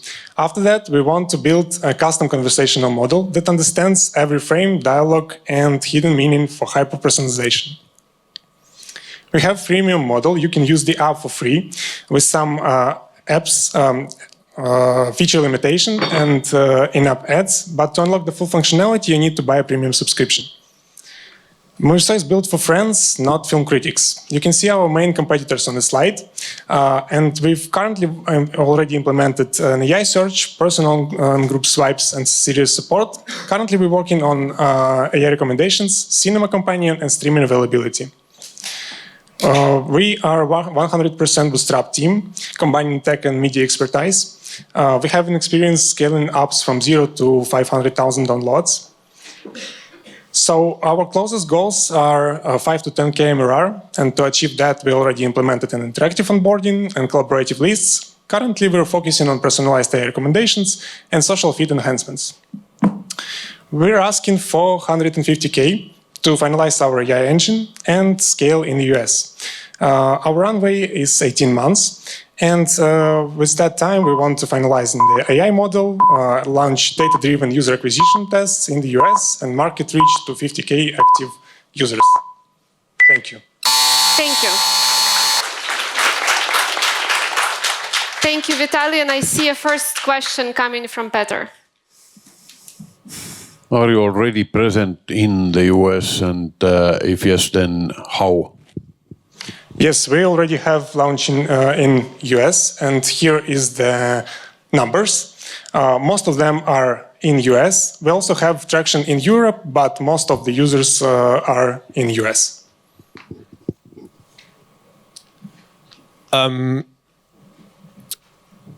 It seems to me that the potentially really interesting part is in redirecting or directing viewers' attention, right? Is there a way to monetize that so you're not maybe taking money from people who are trying to choose, but that you're taking money from streaming services or whatever, studios? Yes, that's the idea. So we start with B2C, and the main idea of that recommendation systems is actually B2C market. We want to go to streaming services and provide our recommendations engine not only from movie or shows recommendations, but also for some advertisements recommendations based on users' behavior and interactions with their friends. So is there any kind of timeline for that? Is there like a... Yes, for do that, first we need to train our model, and so currently we're raising money for that.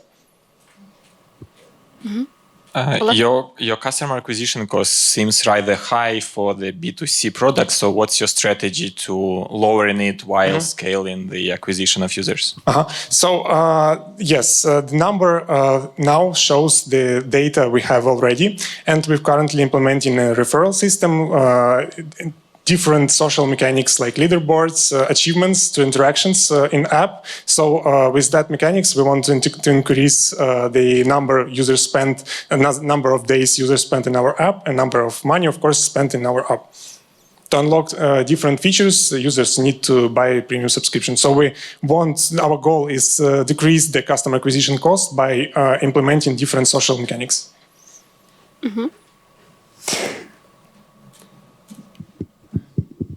Sasha? Tali, do you have like any angels or investors on your board nowadays? Not yet. And it's about like LTV. You have target annual LTV. What does it mean in your understanding? Target annual LTV? Yeah, like target one. Like, so it's not measured nowadays like a real one. So to show that numbers, we need more data. We need more months. We launched a premium model like 6 months ago. So to see the whole picture, we need more time. Got it clear. I mean, it's just an assumption. 1.6 acquisition rate. Yes, I highlighted targets which are like in progress, and without target, that's the numbers we have already. Do you have any figures or even estimates about retention rates? Yes, so now we see the core, let me show you the slide.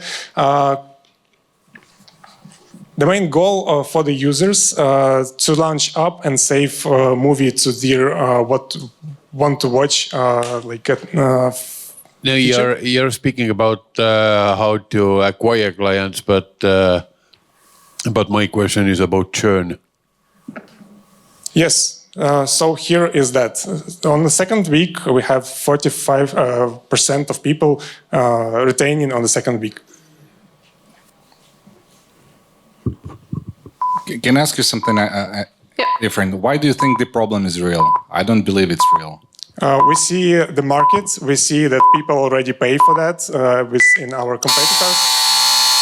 And competitors launch paid acquisition tests and different, they spend a lot of money to paid marketing. So we see huge potential in that direction. Thank you, Vitaly. Thank you. Thank you.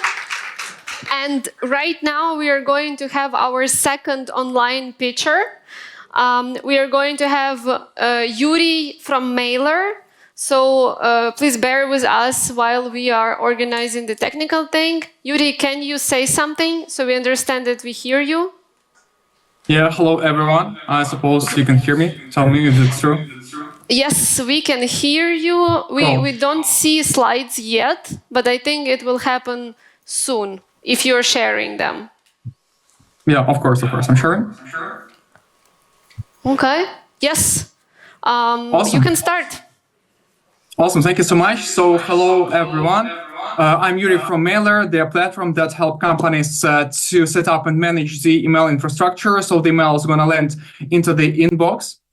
Gonna second. Yeah, so a glimpse of the statistics. Still, nowadays, mostly half of the emails still end up in the spam and costing businesses around $20 billion annually. And users receive around 80 plus emails per day and spending 11 hours per week just only managing them, as well as 96% of the phishing attacks are going through this channel. So making the deliverability issue is a real problem for the infrastructure. Another point to highlight that most teams still setting up the domains manually and configure DNS records one by one. So it's time effective. It's can lead to the mistake. It's impossible even to scale. Another point that we turned that even hard manual setup into the full platform that allows you to connect and buy the domains in a bulk and set up DNS, scheme, SPF, mark everything automatically, and also manage all the inboxes in one place. It's built by SDRs and for SDRs. So you'd be able to create the workspaces at the mailboxes, connect your sending tools within the seconds, not in an hours.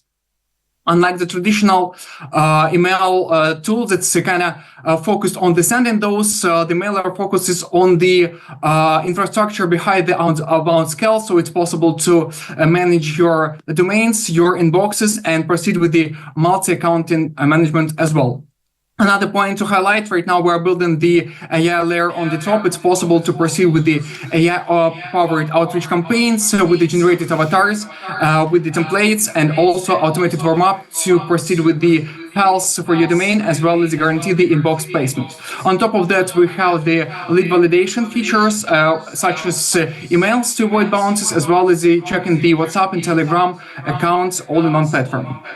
We are operating on the subscription-based model, starting from the solopreneurs, going to a growing team as well for the enterprises. It's starting from the $40, goes to $360 per month with the annual discounts, and annual plan. Another point is that during the program, we managed to increase our month's revenue from 40K to 12, so since the 45% month-over-month growth, and right now we have like 40 paid customers with 0% of monthly churn. Right now we are fully aligned with the founding team and bringing together the experience into the products, email deliverability, and this tech sales. So if you want to proceed with setting up your domains with the infrastructure itself, just reaching out through emails or connect on the LinkedIn. Thank you so much. Thank you very much, Yuri. Let's start with the Q&A. Yes, Yuri, please correct me if I'm wrong and help me to understand, because I'm getting a little bit delusional. You said the problem is that 50% of the emails go into spam, right? And what you're building, yes, okay, that's one I took correctly. So now what you are building, if I have the right reading on your product. So you help to build the tool to send more emails. That's how you solve the problem. Not particularly. Honestly speaking, it's possible to send mails without our help. What we're doing is allowing companies to do the possibility to receive these messages. So, for example, if you're going to send without DNS records set it up correctly. Yes, I understand all of this. I just was, you know, I'm fighting people like you and building a lot of actually bots that white out everything. And if I'm gonna get 100 emails more per day, it's still gonna go out of my inbox. You know, it's not. It's about the quality and not about the volume. That's my point. Well, I would partially agree with you, but another case, for example, you have your own domain that's you're corresponding with the clients, with the partners, with the like even with your potential customers, and just imagine that all your mails goes directly to the spam. So you're gonna lose already existing partnership. And I'm talking mostly about. And there are tools to solve that, to warm up the email. I'm just, you know, that's my pain. Exactly what we're doing. I'm challenging your idea. Yeah, that's exactly what we're doing. Yuri, I think that's a feedback, so you can just take it or not take it. Peter. Yuri, when was the last time when you received a cold email from someone and you were actually happy about it, not getting into your spam? I believe that it was actually maybe a week ago. I've been receiving the invitation for the attending the webinar, honestly speaking, and this is a good point as well. Like, for example, there's not only about selling; it's more about notifying your customers, potential customers, partners, anyone actually about some good points that you're having already in the place. Mm-hmm. Anything that I haven't asked for in that lands in my inbox is in the wrong place. So good luck, but not definitely a product for me. Good. Thank you, Peter. Any other questions or comments? Sasha? Yeah, you're kind of like you described the ICP of yours, of those 40 clients that you currently have. It's mostly, it can be absolutely everyone. For example, we have the solopreneurs who are using it to set up the primary domain. The other ones, we have the teams that's using this tool for the outreach, and also the products themselves that's implementing our tools with the API to have the good infrastructure for their customers. And the following one, but much more important one, about the team slide. Can you tell us a bit more about your background and the co-founder's background? Yeah, obviously. So, for example, I've been in this sphere for the outreach for 7 years or even more, and kind of faced the situation with the bad deliverability point. That's why that was a good solution for us to do. Another person who've been talking as well already have a huge experience in the deliverability itself. And obviously, this is a good point, not only about the emails itself, but about infrastructure as well. It's going to the telephony, it can be go through the other channels, WhatsApp, Telegram, you name it. Yeah. Thank you. Thank you very much, Yuri. Yep. Thank you so much. Thank you. And we are moving to our next picture. Already offline here. Welcome here, Denis from Softway.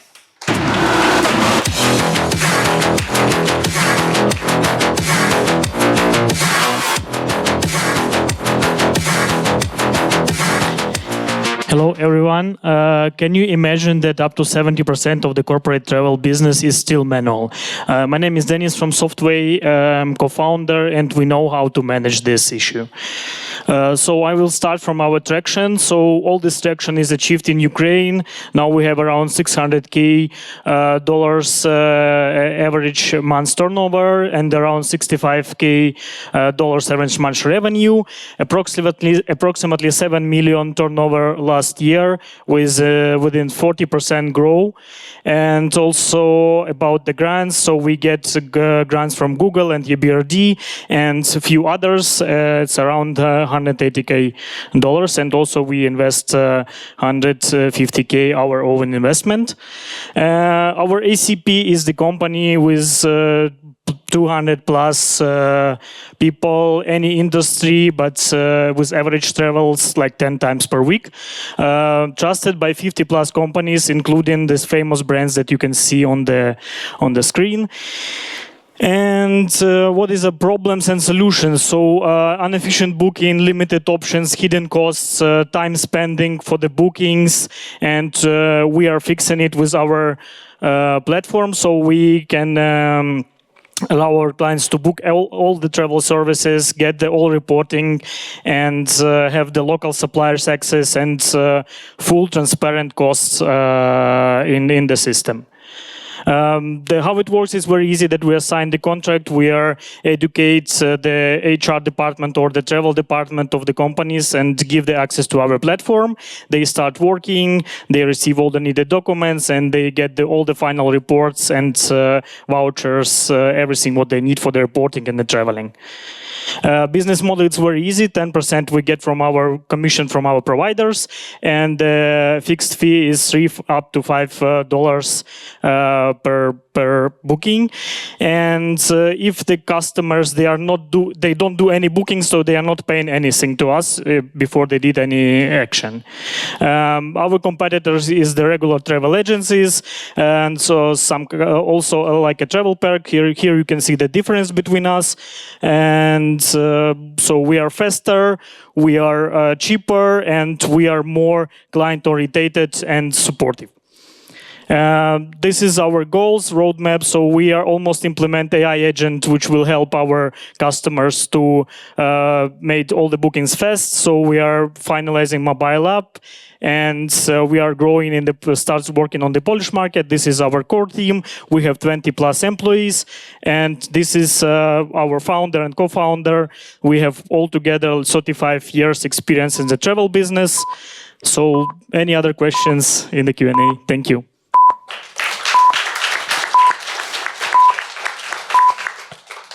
Thank you, Denis. Almost right on time, and we are starting with the Q&A.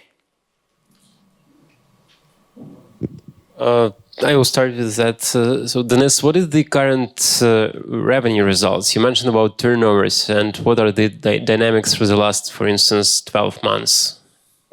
The revenue is almost fixed, so it's 10-12% from the turnover average. And if we're comparing the travel business, it's the season business, so we cannot compare the last months. But the last comparisons which we did, so we grow for 30% comparing the last year. So if we take January, March last year and this year, so we are already growing 30%.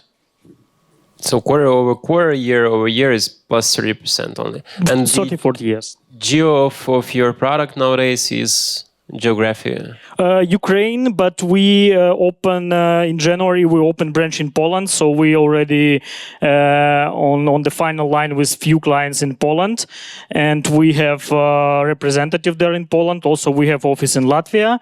Unfortunately, we don't have clients there at the moment, but we are also on the way to get something. So we are working with our clients here in Ukraine to recommend us in the other countries like McDonald's or Lactalis or others.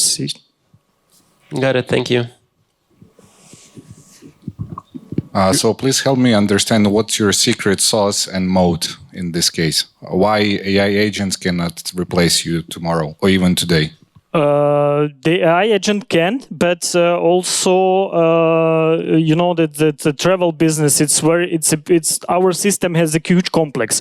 So we have everything, the hotels, airlines, and we work directly with the suppliers. So yes, AI can be like we are, but still the market is very complicated and there are still a lot of work, the manual things which should be digitalized, you know, like to operate with the hotels which don't have the API. So it's the huge market and still too many things are not digitalized.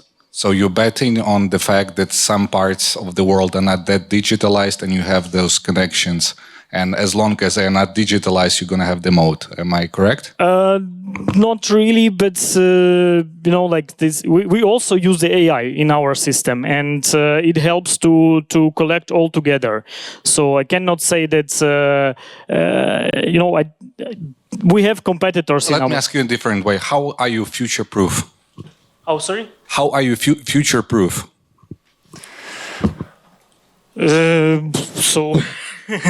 Not complicated questions, but so we are growing in the Eastern Europe, where we are planning to grow, and our competitors are more, you know, like we have, for example, TravelPerk. This is our competitors. They have very similar program to us, but they are not interested of Eastern market and the Ukraine and, for example, Middle Asia. So we are concentrated in these markets, and of course, any other features which will be, I don't know, in the next future. So we will try to implement it in our system. So I think you kind of answered my question, but do you have any customers that switched from TravelPerk to you guys? Not really, because TravelPerk in Ukraine is not really popular, and I don't know the companies who use the TravelPerk because they have this fixed fee that should be paid monthly. It doesn't matter if you use system or not, and so most companies they switched us from the regular travel agencies to our system. Thank you very much, Denis. We are out of time. Thank you. I mean, let's do a better job with the applause. Yeah? Yes, great. Thank you. And now we have another solution in AI track, and I want to welcome Vadim from SeekLab AI.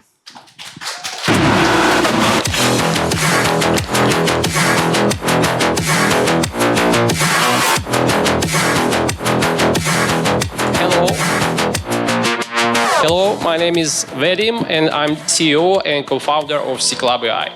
And we build search and personalization systems that understand customers. The problem is simple and massive. Every day, millions of the users visit online store ready to buy. But search system doesn't understand the way they explain the products, and that means lost revenue for the store and frustration for the customers. So we offer a solution, search system that understand natural language. It understands message query, colors, size, synonyms, and also it supports different languages from the box. So how it works? It works very easy. We get product feed, we enrich the data and return a small piece of code to paste into the online shop. And moreover, after that, the system improves over time and gets smarter and smarter. So the shop can go live just in 3 days. And we have strong competition in this market. And the list of the features on the left side is the reason why SeekLab exists. I was trying to find these features for my own fashion marketplace, and what I see, or too heavy, or too expensive, or not smart enough. And that's why we have built SeekLab for us and for this great market opportunity. And the good news, all shops already paying for the search. We don't invent new market. We just offer smarter solution for reasonable price. Our target for this year is 50 paying clients.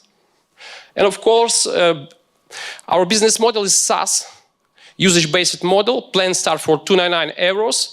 And we have 2 additional revenue channels, AI product catalog description and style-based and interaction-based personalization. So we also have attraction, 2 projects live, 3 under NDA, and also 5 projects in communication and demo preparation. And also we have proven KPI results from certified Google agency for our solution. Only 5 sessions of search interaction generated for a live project 36% of the revenue with 20% higher average order value. And our great team have experience in e-commerce, tech, advertising, and also we are scaling successful business together for more than 5 years. Our ask for today is partnership with e-commerce platforms and marketing agencies to prove and scale our solution, and then we will ask the capital to grow faster. So just understand your customer better and win. We believe that in modern e-commerce world, the winner will be not who buy more ads, but who understands the customer better. Thank you. Thank you. Thank you, Vadim. Let's get to the questions, and I see one coming from Sasha. Yeah, absolutely. But I'm just like to make it clear, you're the co-founder of Intimo. Yes. So it's a spin-off. Yes. Okay, like not the best case when you are showing the case of the client when the client is actually you. Yes. Actually, I can respond. Just like it would be like much more useful if it would be like the absolutely independent customer who like paid you money from their pocket. But the question is about the team. Can you turn to the slide of? So you're currently still the co-founder of Intimo. Yes. So you're running like two businesses in the same time. Yes. Got it. Clear. Thank you. So you're selling the intelligent search solution to also the competitors of Intimo. We can sell. Conflict of interest? No. We are open. First, when we developed this solution, it was like for our own, but now we are open for everyone. We see that the world of fashion is very big, and we have some requests from the fashion marketplace in Ukraine, and we are open because when we get some new clients, we develop our solution and we develop our system, and there's no problem for us. It's two different businesses. It's like two different businesses that don't conflict. Mm-hmm. Any other questions? How do you work with SKUs? Considering the big clients that have hundreds of SKUs, how you help them to match with their precise products that client might ask? Our ICP is just like these big clients that have many SKU, because search system, the more SKU, the more relevant it works. And we get product feed or API. We have pipeline to enrich all the SKU with additional attributes from the visual. So we analyze not only the product feed and text data, we analyze image. And after that, we have the client have possibility to install small piece of code and have a widget on the website to work with our system, or use API if they want to implement in the direct design of the shop. So it's not. It's not exactly what I've asked, but we're going to discuss it later. I'm just a little bit familiar with this business. Perfect. Any other questions? Just to clarify, your customer is retailers, e-commerce, not end customers, just consumers. Yes. Our ACP is online shop with 20,000 SKU and plus. So we have our SCP is online shops. It's B2B solution. Any other questions, or we are done with the? Okay, Sasha. Just again to be clear, so you are building just like a regular business for yourself. It's not going to be like venture-backed one because of the situation with the Intimo case. It's not fundable at all. You should like understand it clearly. We are building this business to scale in the US market and to scale in the European market, because we already have some requests from that market. We see that this solution... Yeah, sure. But the point is about like if it's going to be like bootstrapped fully, or you desire to... It's fully bootstrapped for this moment, and we are planning to ask investment when we are going to the market of US and Europe. Sure. Thank you. Thank you. Thank you very much. Thank you, Vadim, for the pitch and the Q&A session. We have just 2 startups left, so bear with us. And our next pitcher is going to be Julia from Intel Swift.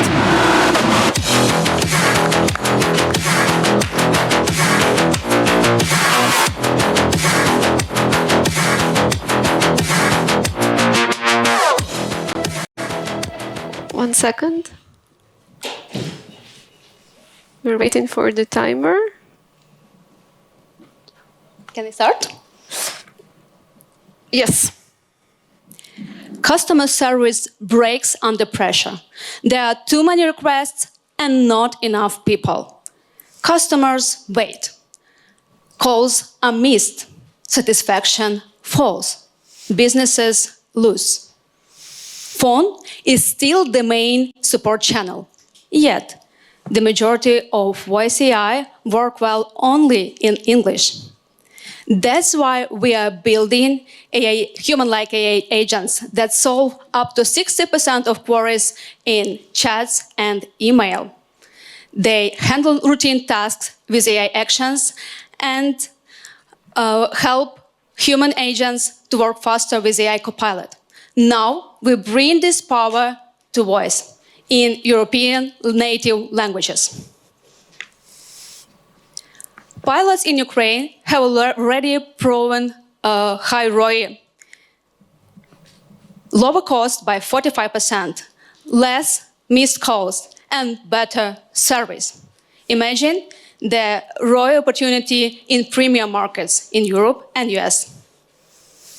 Customer service automation market is rapidly developing, and we are targeting 500 companies in mid-sized businesses that struggle with the pains the most and have budgets for that. Most competitors are either too generic, too expensive, or too complex. We are bringing the fastest ROI with highly adaptable agentic AI that can be deployed in cloud or on-premise. We combine subscription and usage-based pricing and target $50,000 per year for mid-sized business. We have strong presence in Ukraine, visiting conferences, niche expos, and having strong digital presence. To expand internationally, we build partners in Europe and Middle East and US. Our product is validated with real clients, 50 clients, and we are ready to scale. We are building $1 million pipeline in mid to enterprise clients in Ukraine, in banking, retail, parcel delivery. That is our focus. We have strong technical expertise from Silicon Valley and business development experience from family business growth. We are completing 1.2 million funding our growth round to reach break-even in 18 months. We have already secured 65% of the round, and we are looking for $5,000 more to boost our growth. Join us before agentic AI is the new standard for customer support. Thank you.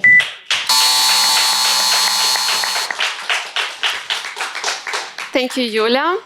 Let's get to the questions or feedbacks. Yes, Oleg. Can you please come back to the traction, and because when you were showing clients, I was sure you have many clients, but then on traction it's 0. So can you explain?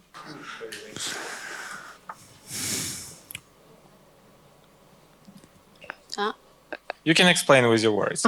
So we have better clients from our network, and also we launched in AppSumo. So we have small clients at this point of time, we have small clients. Our products are validated, and these clients are distributed all around the world.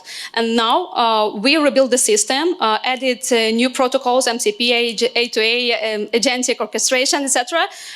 Rebuild the system and ready to launch for the mid-sized clients. So we have pilots. We are on the final stage of negotiations, and we feel the strong demand for on-premise for Ukrainian enterprises. And follow up.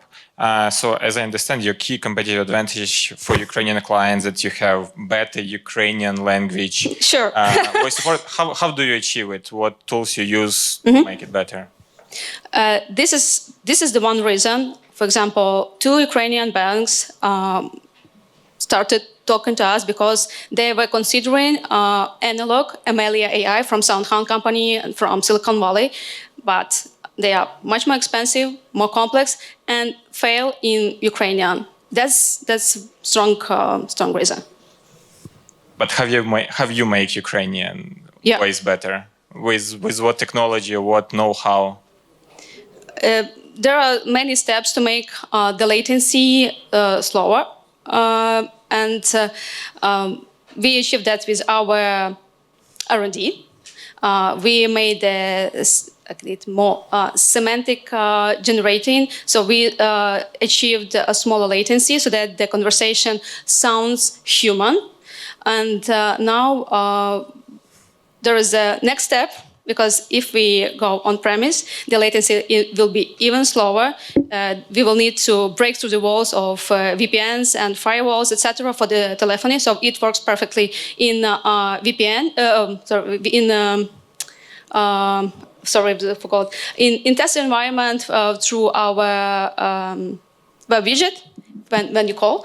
But when it comes to the real environment, we still work on that, and that's why we received the grant from European Innovation Council to dive deeper on that, to make the latency as small as possible, so that it sounds human. Thank you.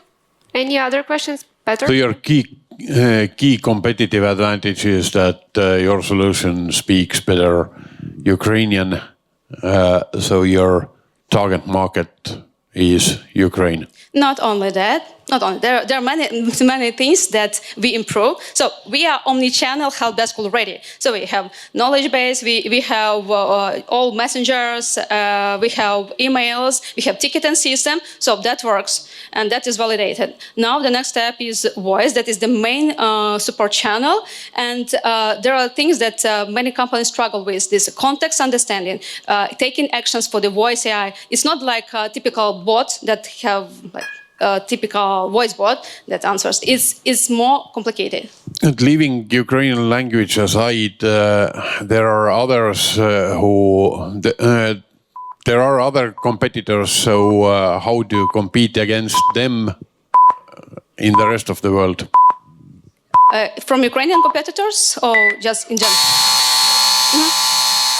So there are some competitors that work specialized in banking, and then they make on-premise deployment. That's, for example, for the voice, that's Yellow AI. They cannot get the whole market, definitely. So for the voice, we can compete with them. But our competitor advantage compared to Yellow would be all-in-one help desk solution. So in Ukraine, and we had a conversation with Turkish partner that have banks that they need everything. Yulia, just like a super short one. So CRO is Chief Revenue Officer. Yeah. And are you a co-founder of the company? Yes. Okay, got it. Thanks. Thank you very much, Yulia. Thank you. Thank you. Let's give a big round of applause. And we are down to our last but not least pitcher of the day, an experienced one with many startups behind, Dima from Naomi.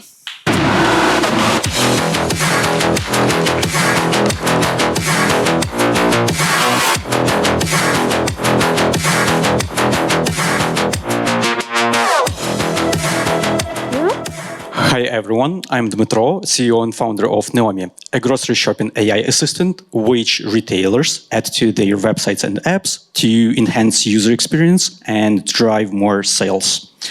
The status quo with grocery e-commerce is that an average session lasts around 30 minutes with over 100 micro decisions that the user makes, and 40% of people get frustrated and abandon their carts, resulting in 260 billion lost potential every year. Naomi simplifies things. Users simply tell what they want. For example, a week of Asian cuisine for a family, and Naomi automatically adds all necessary products into the shopping cart. This way, the session lasts under 90 seconds with minimum micro decisions and 10% more carts completed successfully. We also see that better UX drives more frequent sales, and as Naomi selects products, it prioritizes high margin and slow moving items. Those numbers are based on over 7,000 end-user interactions across 3 pilots with major Ukrainian grocery chains, one of which has already become a paying customer. Naomi earns a transactional fee on every successful operation. The size of the fee depends on the source of the user and the priority of goods. We target e-commerce managers of mid-sized European and US grocery chains, whom we meet at public speaking and exhibiting at niche events, which we have already mapped across Europe and North America, but still lack budget to participate. The market for online grocery delivery keeps growing, with annual spend per user over $2,300. We will triple, double our user base over the next 5 years, resulting in 100 million annual revenue in 2030. When you look at available technologies, there are standard backend technologies for retailers, such as recommender systems and retargeting tools. There are also end-user-facing applications for food planning and delivery, and Naomi sits in the middle, bringing user-facing interfaces to retailers' website. Naomi is led by 2 serial entrepreneurs, myself and Vlad. The previous startup of Vlad was acquired by a grocery chain. Services of my previous startup were used by L'Oreal, Techstars, and several startups from Silicon Valley. We both know AI, e-commerce, and how to launch in Western markets. And while I'm visionary and idealistic, Vlad is more down-to-earth and practical, what makes us a great combo. Winning 25,000 from UMIF will allow us to participate in 6 niche events, expecting to close 3 enterprise customers from abroad, after which we will announce a 1 million round aimed at reaching 3.5 million ARR by the end of 2027. Thank you.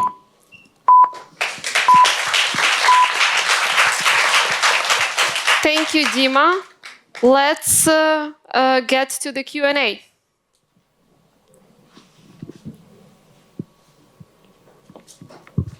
Okay, maybe let me start then. Thank you for presentation. What prevents Silpo and the Kaz UA to do similar thing, considering they have a strong IT team and you plan to charge them a lot of money, like 0.4% on every transaction for a retailer? It's a lot of money on the thin margin. I'll start from the end. We have already proved that commission with the customer who pays us of 0.4%. And yes, we hear that a lot, that they can do that by themselves. And we had such feedback. What we plan to do, first of all, what we did with current customer, we inject non-compete part into the contract. Blocking them from doing similar things after they try us. It worked with one customer, it didn't work with others. We also plan to go into Western markets where non-compete has a stronger reputation and where the culture tends to use vendors more, because in Ukraine, most businesses, they want to do it by themselves. And finally, we are faster, because when we come to a retailer, we already have not only the wrapper, not only the chat, but also all the dashboards, all the analytics, all the tools to measure the progress and compare to their standard AOV and things like that. Any other questions? Andrei? You know my email. I do. You know what to do. Any other questions? then I guess we are done. Thank you. Yes, thank you. That was a quick Q&A. Thank you very much, every team who pitched. Thank you very much, jury, for all your questions and feedbacks. At this point, we will ask jury to stand up and follow Zhenya to our deliberating room. You can already do that, yeah. In the meantime, I would like to announce the next part of our agenda while the deliberation is happening. We are going to have a stand-up show from a comedian that is working in the field of IT and similar things that we do. So we hope you'll have some fun. For that, so we will also switch to the Ukrainian language. The online audience, in case you were the English speakers, we will come back to the English language a bit later. And yeah, I would like to invite here the comedian for this night, Vlad Galitsky. Vlad, welcome. The stage is yours. Thank you very much. Thank you. Класно, що журі пішло. Да? Нарешті ніхто не буде челенджити жарти, тому можна почати. Так, друзі, а хто мене хоч раз в житті бачив? Скажіть, будь ласка, хоча б десь. Ви фотограф, це логічно. Десь в соціалках, а ви? Не говори нікому це. Тут хтось ще говорив. Да. Ви? Де ви бачили? О, на MateConf. А ви? А, ви разом були. Клас, окей. Давайте з кимось познайомимося перед тим, як починати жарти, тому що важливо, щоб був якийсь у нас коннект.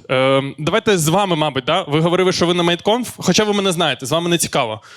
Треба розширяти аудиторію. Можна з вами? Ви мене знаєте, чого ви не підняли руку? Ага, добре, окей. А де ви мене бачили? В Інстаграмі. Окей, не цікаво. Хто мене перший раз в житті бачить? Клас, ви. Круто, як вас звати? Юліана. Де ви працюєте? Яким? Кардіологічний стартап. Так, кардіологічний стартап. Є назва? А, ну логічно в цілому. Окей. Чим займаєтесь по життю, окрім стартапів? Тому що сьогодні весь вечір про це. Так. Так. Це все. Щось цікаве, що ми про вас ніколи б не дізналися. От якби не наша зараз розмова, можливо, є якийсь факт, який нас всі зацікавить. У вас є чихуахуа? З собою? Зараз немає. Окей, добре. Давайте аплодуємо Юліані, класно. А можна з вами поспілкуватися? От ви працюєте за ноутбуком, можна, ви ж не на зустрічі, ви мене прям чуєте. Можна з ним поспілкуватися? Да. Вітаю. Як вас звати? Марк. Ким ви працюєте прямо зараз? Добре, не цікаво, я зрозумів. Вибачте, що я знав, що я на це не порюсь. Добре, Марк, давайте не про роботу, я вас відволіку буквально на 3 хвилини. Можливо, у вас є якісь про вас, ми не знаємо факти, от зараз прям, тільки от завдяки нашій розмові ми про це дізналися. Що це може бути? Чихуахуа у вас є? А, окей. О, окей. Блін, класно, ви мене розумієте прям. Круто, ви українську знаєте? Соу-соу. Класно. Блін, це клас. Скільки ви вже в Україні? 3 роки? І ви до цього знали українську мову чи ні? Російську мову знали. Клас, російську ви розумієте? Окей. Ну, можете забувати. Да, окей, українську. Якщо ви українську знаєте, це добре. Тому що сьогодні англійської не буде, але ну, якщо вам щось буде незрозуміло, жарти, ви кажіть, я вам буду перекладати. Ви все розумієте. Супер. Марк, можливо, хобі у вас є? Чим ви займаєтесь тут в Україні 3 роки? Так. Вижимі. Класно. Буковелі були?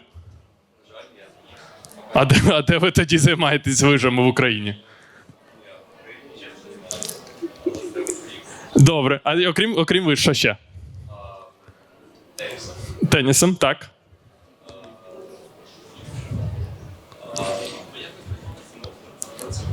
І працюєте.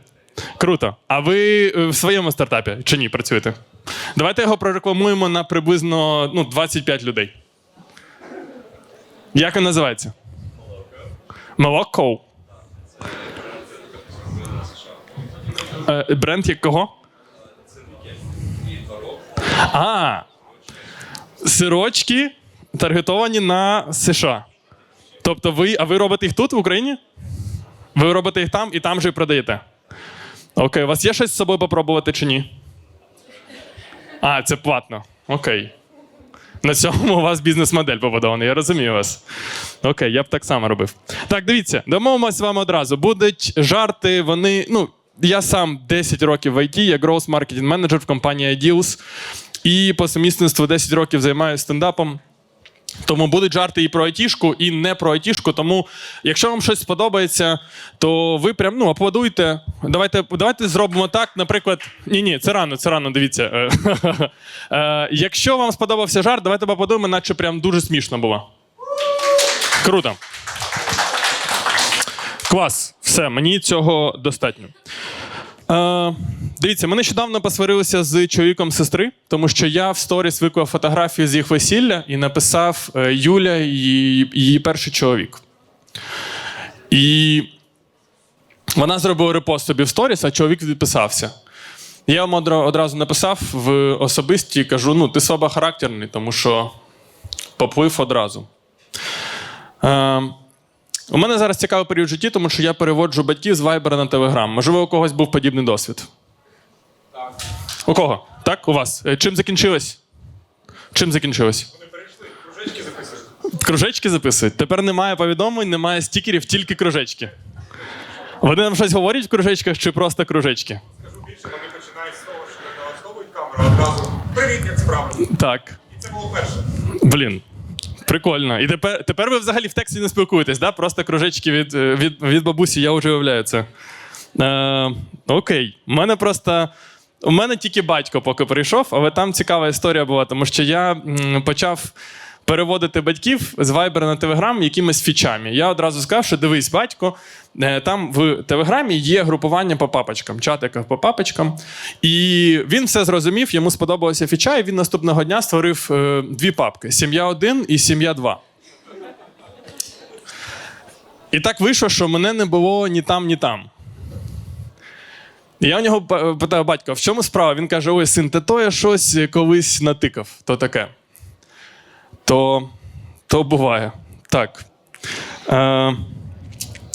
Я помітив, що я прям, якщо чесно, фанат діджиталізації, тому що я і дитину хочу виключно для того, щоб подивитися, як додається свідоцтво про народження в дію. Це єдина мета. Якщо хтось уже додавав, то скажіть мені, як це працює. О, поняв. Тут є хтось ще, хто мене знає. Я поняв. А чого ви не піднімали руку, Наталія, коли я питав, хто мене знає? Окей. Добре. А ви цей матеріал, мені здається, навіть чули, Наталія, тому да. Окей. Можливо, хтось знає, хто такі нумізмати? Так. Ваша версія? Добре, я не питав. Хто це? Так, у мене батько нумізмат, він колекціонує купюри, монети різні, я сам з Дніпра. Є хтось люди з Дніпра?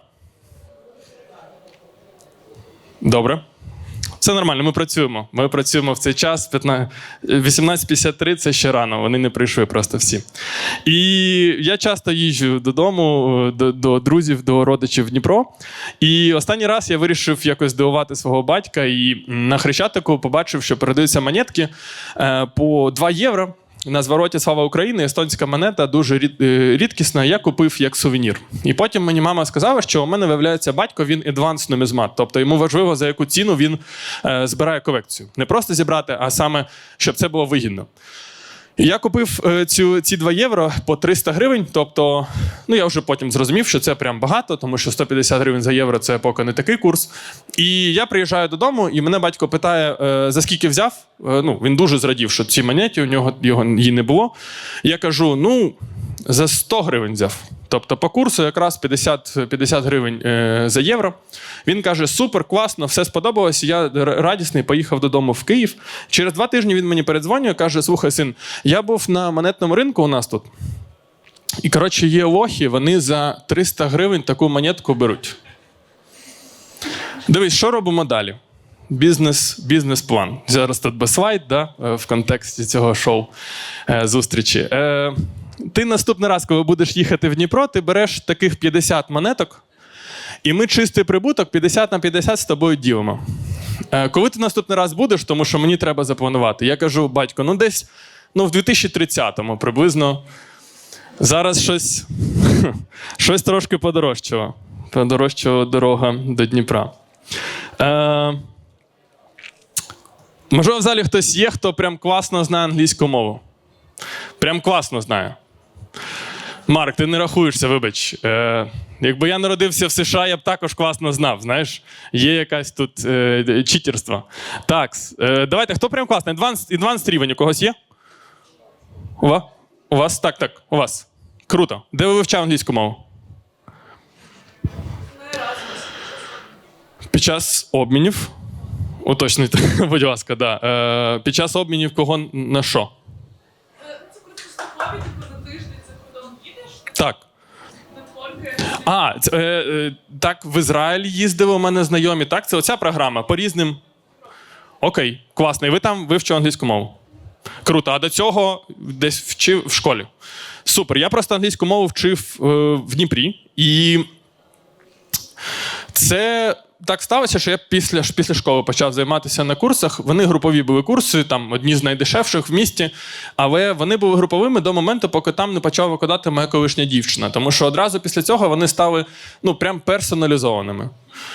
Вона працювала конкретно по мені. Я вам поясню, чому. Тому що вона всім present simple, вона пояснювала по одному, мені пояснювала ось так. Окей, Влад. My new boyfriend, Vlad, he is better than you, окей? He is a businessman, Влад, окей? І далі вона по рядам піднімала, просто вони кричали всі fuck you, Влад, fuck you, ось так, по рядам. Я єдиний раз, коли встиг її перебити, кажу, так fuck you, це ж не present simple. Вона каже, да, Влад, правильно, це час втрачених можливостей, Влад. Це приблизно туди. Я нещодавно зробив найбільшу помилку свого життя, тому що в минулих відносинах я створив спільну підписку YouTube Premium зі своєю колишньою дівчиною. І ми розійшлися, і я, як порядна людина, вирішив кинути їй запит на видалення з цієї групи. І вона його успішно відхилила, тому що ми були обидва адмінами. І далі у мене з'явилися нові відносини, і я нову дівчину, як порядна людина, додав в цю ж групу, тому що пошта у мене одна. Да? І у мене ще нова дівчина питала, що хто це, що це за третій девайс. Я кажу, та це там старий девайс, не переживай, все нормально. То зі старого життя. І все було окей, все працювало нормально. Я навіть з психологом це пропрацював. Ми розібралися, що це, наче, знаєте, аліменти за колишні відносини. Цих 150 гривень я за неї плачу, вона дивиться собі YouTube Premium без реклами. І все було окей до моменту, поки вона не почала додавати свого нового хлопця в цю групу. І ми там в якийсь момент були в 4. Я ще перейменував групу після цього «Шведська родина», знаєте, концептуально. І я ж айтівець, я вигадав рішення, я не знаю, як це працює, але у нас синхронізувалися перегляди. Тобто в рамках аккаунту я бачив, що вони дивляться, з якого девайсу, вони бачать, що я. І я використав цю фічу, я кажу, я створив YouTube-відео, назвав його «Юля, будь ласка, видались з сімейної підписки YouTube Premium» і крутив його кожен день. Просто в розрахунку, що вони це побачать і спрацює совість. Але вони теж схожі айтівці, чи у неї хлопець айтівець, тому що він завантажив відео «Влад, іди в дупу» і прям крутив його кожен день. Він ще мені в Телеграм це дублював кожен день, точно, щоб я побачив. Можливо, хтось є, хто ходить до психолога? Та всі прям пропрацьовані. Ви. Це ж ви англійську вчив. Ні, давайте. Це після обмінів, да, треба було пропрацювати щось. Добре, а ви ходите до психолога? Ходила. О, класно. Вже зараз не ходите? Поки ні. Можливо, після цього стендапу треба буде. Як вас звати? Каріна, якщо не секрет, скільки ви платили за психолога за одну сесію? 2000 за 45 хвилин. За 50. Хтось є, хто більше платив? Ви ходили до психолога? Скільки ви платите, якщо не секрет? Теж 2000. А, ви до одного? Ну, добре. Це таємниця. Та, NDA. Так, є таке. Просто я плачу 2500 за 40 хвилин. І я, в якийсь момент для мене це було дорого, потім я зрозумів, що окей, да, воно того вартує. І я вирішив пропрацьовувати всі запити. От всі запити, які в мене є з психологом, за ці гроші я пропрацьовую. І я в якийсь момент приніс їй запит, кажу, слухайте, мені здається, що, в мене якась фобія, що мене обманюють люди. І вона мені сказала, ви не перший, хто до мене приходить з цим запитом, от чесно. Але вам пощастило, що у нас є спеціальна програма, тобто за 3500 за годину, воно як рукою зніме, чесно. Це конкретно під це. Да. Дякую, давайте будемо рухатися далі. Можете поподавати трошки, я поки підгляну.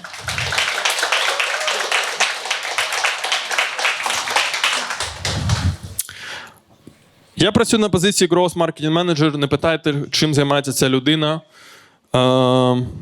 тому що я вам не скажу точно. Ось, можливо, хтось знає, або можливо є гіпотези, чим займається Growth Marketing Manager. Що? Всім підряд. Всім підряд? Так, да, в цілому так. Якщо щось витерти десь треба, ви скажіть, я підійду, витру. А ви працювали на цій позиції? Тому що ви прям класно описали. Всім підряд. А ви на якій працюєте? Схоже, да, в прямому. General Manager і Growth Marketing Manager. Ви просто схожі, тому що менеджер там є, да? В назві. Окей. Поняв. Просто, я працюю в компанії Ideals, і це міжнародна IT-компанія. У мене немає взагалі нікого з України в команді. Вся комунікація англійською відбувається. І я зрозумів, наскільки ж взагалі війна змінила стиль нашої комунікації. Тому що я дуже часто спілкуюся з друзями військовими, часто запускаємо різні збори. І я спілкувався нещодавно з колегою з Бразилії, і на якесь її питань я відповів плюс-плюс. І вона, взагалі нічого не зрозуміла. Абсолютно. Вона спитала, що це означає. Мене це насмішило, я поставив 3 дужки у цих, кажу, що все добре, все добре. Це означає, що я взяв задачу в роботу і на завтра все буде готово. І вона далі пише, бляха, я тільки розібралася, що таке плюс-плюс, тут якісь 3 дужки. І потім вона одразу вибачилась, каже, вибач за наступне запитання, вибач, я одразу попереджаю. Але, Влад, у вас, взагалі в Україні до війни були емоджі? І я не став ламати її світогляд, я кажу, ні, що це таке взагалі? Що це? І вона мені надсилає 3 емоджі, я пишу, дякую, це можна вважати це першою гуманітарною допомогою від Бразилії. В цілому так це можна класифікувати. Я майже кожен день щось виставляю в LinkedIn. Можливо, хтось бачив хоча б одне відео в LinkedIn? Ні, Наташ, ти не рахуєшся. Хтось ще? Хтось ще? Можливо? Так, ви. Ви в LinkedIn бачили. Як ви відноситесь до таких відео в LinkedIn? Вони переглядів не набирають. Так, переглядів не набирають. Це хто сказав? А, ви. А ви бачили? Ви бачили? Так. Я сама публікувала. Так от, а ви лайкаєте всі відео? Добре. От ви не лайкаєте, тому воно не набирає, бачите? Ні, просто я чому питаю, тому що я достатньо часто отримую фідбек, що в LinkedIn це не той тип контенту, але я почав прям постити кожен день. І мені нещодавно пише рекрутерша з пропозицією на суміжну вакансію, там до моєї, General Manager називається. І... Це не ти? Та ти ж сказав тільки що ти General Manager. Що? Окей, добре. Окей. Я просто підв'язався, ну, щоб тобі було просто приємно. Да, і вона написала пропозицію, і я так співпав, що був в онлайні в LinkedIn, і вона мені пише: «Привіт, Влад, класні жарти». Я одразу відповідаю «Дякую». Я бачу, що вона не закінчила своє повідомлення, вона мені надсилає посилання на американського коміка і пише: «Класні жарти, подивись. Може, щось для себе візьмеш». І далі вона ділиться вакансією. Я кажу: блін, дякую, класна вакансія. І скидаю їй вакансію на рекрутера в американську компанію. Може, що для себе вона там знайде. Повертаємося трошки до англійської, тому що я в якийсь момент пишався своєю англійською. Я думав, що у мене advanced English, як то кажуть, як в резюме написано, то так і думав. Але в якийсь момент у нас в компанії почала працювати колега з Грузії, і вона взагалі не розуміє українську. Англійською не все я міг пояснити, і вона каже: давай російською. Я кажу: ні, давай англійською, все ж таки спробуємо. І ми почали з нею спілкуватися, і буквально після другого речення вона мені каже: слухай, Влад, давай, мабуть, краще українською. Я їй одразу написав, кажу: слухай, ти якщо Advanced English не розумієш, це якби не мої проблеми. Не мої проблеми. Такс. Багато чого з айтішки взагалі переношу в побут, тому що я до моменту, поки у мене не з'явилась дівчина, а потім наречена, я дуже часто ходив на побачення. На перші побачення десь за рік було, може, 3. І мене, якщо чесно, дуже закалібало розповідати одну і ту саму історію. От одну і ту саму про дитинство, там щось було, я вже по скрипту її розповідав. І я зрозумів, що це можна автоматизувати, і я створив Google-документ, який просто надсилав перед зустрічю, так? Для того, щоб познайомитись. Як Growth Marketing Manager я ще начитався оцих всіх книжок про конверсію, і я додав відгуки з попередніх побачень. Але не працює. Там що 0 конверсій так, що так, воно якби не оптимізується. Відео потрібно було? Відеоприклад. Блін, це класно, до речі, Наташ. Треба буде записати наступний раз на камеру. Тут, до речі, є камера, дякую, ви не уходьте. Ми прийдемо, будемо відеовізитку робити. Я ще в кінці цього документу, у мене було посилання на Google форму, я так і написав: після сексу. Google форма після сексу. І там за весь час було 0 заповнень, щоб ви розуміли. По нулям. Я вже подумав, що щось з формою. У мене друг є. Верніше, 2 друга. Один project manager, другий розробник. І зараз поговоримо про розробника, тому що це чиста правда. Він працює розробником, бекенд-розробником на сайті в американській церкві, коротше. Він робить сайт американської церкви. По факту від нього залежить, буде молитися людина, чи ні. А він сам атеїст. Ось така ситуація. І я в нього дуже часто розпитую про цю вакансію, тому що це прям дуже цікава тема, а він не дуже любить про неї говорити. Тому що він зараз, наприклад, middle. Тобто він далі йде на тімліда чи на архієпіскопа. Як у них це працює? Просто чи може він задачу оцінювати, да Бог його знає. Тому що це, скоріш за все, і буде правильна відповідь. А він каже, що, слухай, Влад, у нас є плюси роботи в цій компанії, тому що у нас на Великдень, наприклад, вихідний. Я кажу: звісно, вам ще вікна в браузері чистити. Це логічно. Але він мені одразу сказав, що він якби працює в цій компанії виключно заради грошей. Я кажу: Гріш, якщо чесно, в тобі немає нічого святого. Це ненормально. Другий друг, він project-менеджер. І якщо є в залі project-менеджери, або... 3 людини. 4 людини, так? Клас. Тут є хтось project? Ні? Окей. Просто от давайте перевіримо цю гіпотезу. Є таке, що project-менеджери прям заточені на тайм-менеджменті? Що? От ви сюди запізнилися чи ні?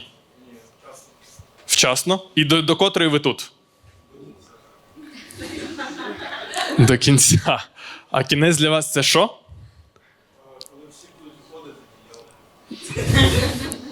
Добре. Почитайте щось про стадне чувство, до речі. Це... Окей. Просто проджект-менеджери, у мене склалося враження, з ким я не спілкувався, що вони прям дуже заточені на тайм-менеджменті. Тому що у мене є друг, він senior проджект-менеджер, і він, щоб ви розуміли, він пропозицію дівчині зробив в відеоповідомленні в Телеграмі. Він просто записав кружечок, вийдеш за мене, вона написала так, і вони розписалися через дію. Це все. І я у нього запитав, слухай, Славік, а чому так? Тобто, це ж повністю буває всю романтику, але потім він мені пояснив, ви самі розумієте, в який час ми живемо, що зараз у них відносини на відстані, бо він зараз мешкає в Києві, а вона на лівому березі. І боляче, на лівий берег боляче. Є хтось з лівого берега? А, ви проджект-менеджер, так? Хто є проджект-менеджер? Добре, тоді до кінця це ви приблизно до 10, так? Це і буде кінець цьому. Окей.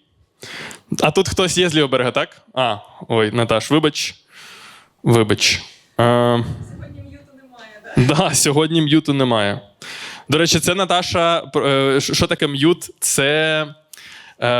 Я проводжу айтішні гумористичні шоу в коворкінгу «Кооператив». Наступний буде в цю суботу, а потім буде в травні місяці, 23 числа. Тому, якщо що, ви підписуйтесь, дивіться анонси, і я вас туди запрошую. Ще у нас є 5 хвилин, тому можемо продовжити. Ще й 10 хвилин? У нас багато ще часу. Класно, все, я зрозумів. Тоді супер, тоді можу навіть ще один блок розказати. Я 3 роки працював проджект-менеджером в аутсорсі. Це так почався мій шлях в айтішки. І я в ті часи, як зараз пам'ятаю, мене дівчина завжди питала, ким саме я працюю, я пояснював, і вона ніколи не запам'ятовувала. І я в якийсь момент попросив її розібратися до п'ятниці. І в мене дівчина, вона маркетолог. Можна так спростити, сказати маркетолог. Хто знає платформу «Розмова», можливо? Всі, так, прям 3 людини. Наташ, це всі. 4-5 людей. Ви знаєте платформу? Ви теж знаєте платформу «Розмова»? Класно. Вона Head of PR в «Розмові», тобто вона відповідає якраз за те, щоб ви всі знали про розмову. І... Не допрацьовує. Я передам їй. Просто вона, я її називаю маркетолог, відношу, вона до цього трошки обіжається. Це як, знаєте, growth market manager називати, general manager, тобто спрощуєте. Так краще не робити. І я вирішив скреативити, і на 3-ю річницю відносин я вирішив запросити її на побачення через таргетовану рекламу в Інстаграмі. Я налаштував таргет, конкретно наш будинок, витратив там 500 гривень, і на побачення прийшло 10 дівчат. Їй це не дуже сподобалося, а мені здається, 50 гривень за ліда – це топ. Таке треба масштабувати. Окей, якщо у нас є ще 7 хвилин, то я би хотів ще познайомитися з кимось. Тому що основна частина виступу у мене закінчилась, зараз хочеться трошки про вас дізнатися. Можливо, є люди, які хочуть поговорити. Прям є бажання. О, ви. Класно, давайте поговоримо. Як вас звати? Софія, ким ви працюєте? І де?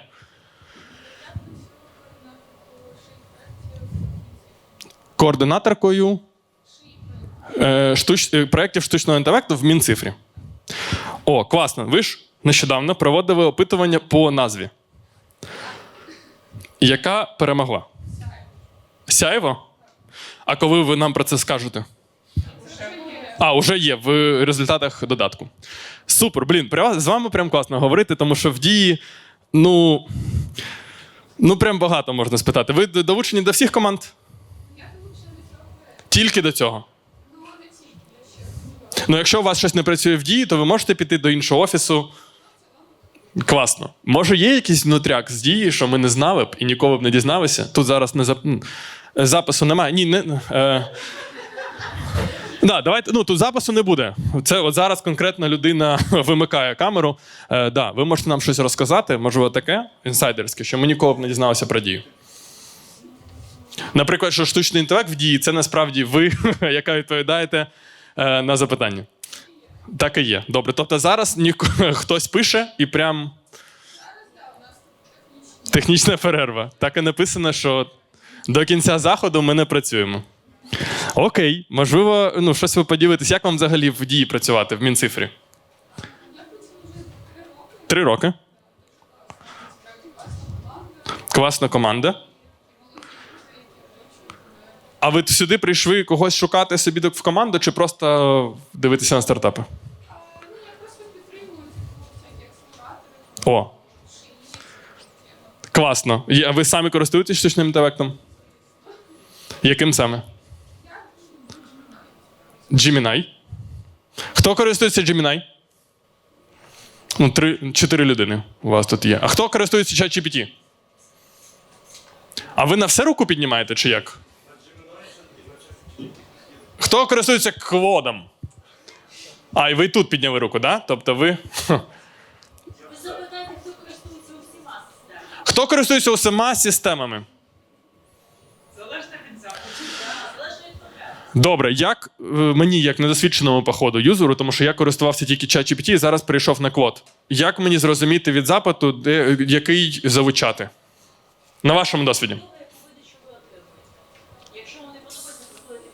А, окей. Тобто, якщо мені не подобається, я просто свідчусь до іншої системи.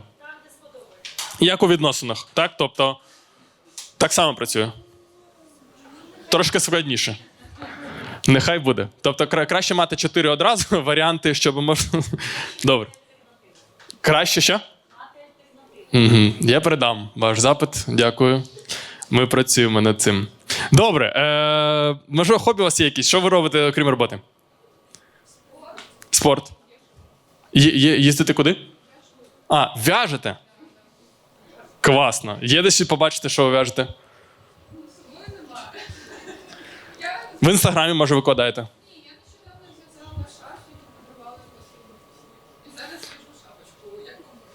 Шапка і шарфик для бабусі? Блін, класно. Я не буду питати, скільки вам років. Це непристойно буде. Але це класне хобі. Десь в 60 років я так і хотів би проводити час, насправді.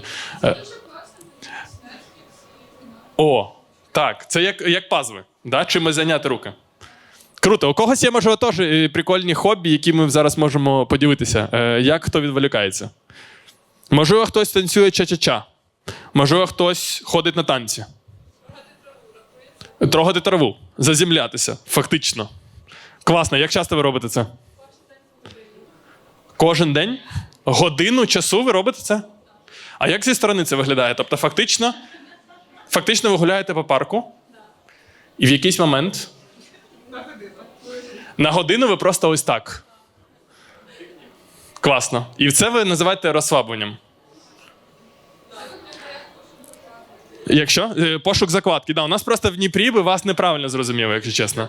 Якщо кожних хвилину перевіряти щось на землі, то... І в Запоріжжі також. Ви з Запоріжжя. Окей, да. Там поруч в цьому. Да. А ви тільки траву трогаєте, чи дерев також? Так? Людей? По можливості. Бажано, так? Добре, де ви знаходите, де ви локаційно це робите в Києві, щоб ми туди точно не їздили? На Подолі. Ну, добре. Завтра буду, до речі, на Подолі. Якщо ви там будете, я в 18:00 там буду. О 8:00 нетворкінгу. Де саме? Ми прийдемо. Я там буду завтра. Ну, це погані новини для мене. Тому що, у вас завтра запланована на 8 годину якась сесія потрогати когось? На 9 годину. Добре, тобто у нас якраз, як то кажуть, кінець буде десь о 20:30, щоб ми всі вже уходили. Круто. Блін, класно, завтра побачимо на Tuesday Talks. Чи Thursday. Окей, там ще голосування йде. Може ще з однією людиною познайомитись? Можемо? З 2 навіть? Блін, класно. Дивіться, у нас сьогодні кінець буде в 23:00, тому ми всі сьогодні роззнайомимося. Давайте з цією частиною залу. Можна з вами познайомитись? З вами 2, давайте по одній. Ось тут, так. Ось тут. Як вас звати? Яна, розкажіть щось про себе таке цікаве, щоб ми одразу зрозуміли, ким ви працюєте. А, ви теж в Мінцифрі? А, я зрозумів. Тобто ви також, да, в Мінцифрі? Ні? Ви в Мінцифрі? А, ви колись працювали? Ну, звісно. Колишніх мінцифриців не буває. Чим ви займаєтесь в Мінцифрі? В команді Українського фонду стартапів. Як ви відноситесь до відділу штучного інтелекту? Любите? Блін, класно, а ви навіть не знайомі, да? Тому що Софія питає, а хто там сидить? Вона бачила вас, просто вона не знає вас, розумієте? Ладно, добре, знаю. Окей. А нагадайте, як вас звати? Я забув. Яна, точно. А, Яна, все, Софія зрозуміла, хто ви. Да. Коли зрозуміє ось ця дівчина, дивіться, вам краще уходити, тому що вона почне чіпати всіх. Яна, можливо, у вас є якісь прикольні хобі, що ми про вас не знали б ніколи? Ви любите їздити в Буковель? Як часто ви туди їздите? Двічі в рік? Уже були в цьому році? Коли будете наступний раз? В травні місяці. Ви одна їдете, чи вам треба компанія? Ну, скільки вас людей? Ну, так це мало.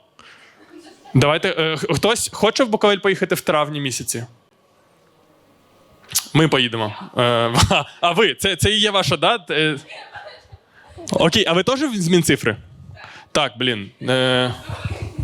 Є люди не з Мінцифри, попадуйте, будь ласка, тому що це... Слава Богу. Добре, ви не одні, тому що я думав, це просто великий корпоратив, і ви нас всіх тут розігруєте. Оце насправді просто створено для того, щоб... А ви з якої команди в Мінцифрі? Український фонд стартапів. А у вас буде якийсь івент, по-моєму, в Юніт Сіті, ні? В травні місяці? Чи це не у вас? Від дії буде? Ваших партнерів. Добре. Вибачте, ви Яна, як вас звати? Аня, розкажіть найкрінжовіший випадок або найбільший факап, який у вас був в Мінцифрі. Якщо це можна. Під NDA давайте, так. Ми не записуємо, будь ласка, я пообіцяв. Не можна? То, що у вас є мрія, я знаю. Дякую. І дія у вас є, і мрія, це я розумію. Яка у вас є мрія? З психологом. О, прикольно. Тобто ви закінчуєте працювати в Мінцифрі, і потім буде сходка, де ви всі будете говорити про факапи в Мінцифрі. Ну, наприклад, який би там міг би бути факап? Давайте, ну, без прив'язки до Мінцифри, просто пофантазуємо з вами. Що це могло бути? Ви організували, я буду тут дублювати. Ви організували сайт, Яна, конкретно Яна з Мінцифри, ви записуєте, да, це? Яна з Мінцифри організувала сайт-івент, так? Так, в Парижі ви організовували івент. Для українських стартапів, так. Так. І 0 стартапів. Тобто ви організували івент для стартапів, і туди не прийшли стартапи. Круто. Скільки на це було витрачено державних коштів? 0, Яна. А у вас немає державних коштів? Класно. Окей, Яна, добре. Давайте, щоб на запис це було, я заміню і ім'я, наприклад, Ярина. Давайте, Ярина. А, і Аня. Ярина і Аня. Добре, давайте аплодуємо двом чарівним людям з Мінцифри. І давайте цю сторону. Давайте з вами. Ви просто суперактивний, ви нещодавно виступали тут, прямо переді мною. Ви, так. Як вас звати? Дмитро. Привіт, Дмитро. Ким ти працюєш? Що за стартап? Розкажи в 2 хвилинах знову на сцені ось тут. Так. Дуже коротко. Асистент, який за тебе купує... Асистент, який за мене купує продукти харчування. Я сьогодні купив мікрохвильовку. Він би міг зробити за мене це. Мікрохвильовка – це не продукт харчування. А, не продукт харчування. Окей. А як він вибирає, що мені треба? По моєму промпту. Тобто хочу сметана галичина. Як примітивний кейс, так. Як ти сказав, як примітивний кейс. Добре, ні, достатньо. Дякую, Дмитро. Ладно. Так. В тебе є стандарт, те, до чого ми всі звикли, це шукати товар за товаром. Так. З нами ти можеш піти ще далі і можеш сказати, хочу О, фактичну вечерю. круто. Тобто я можу сказати, хочу класну вечерю, і він сам купить мені. Я хочу класну вечерю, смачну, і ще й сніданок, і у мене є 157 гривень. Ваш аїшний стартап з цим впорається? Ну, як мінімум, він опрацюється і щось тобі підбере. Для факт, що це буде 100%. Дивіться, якщо це use case немає, то, будь ласка, працюйте сьогодні у це.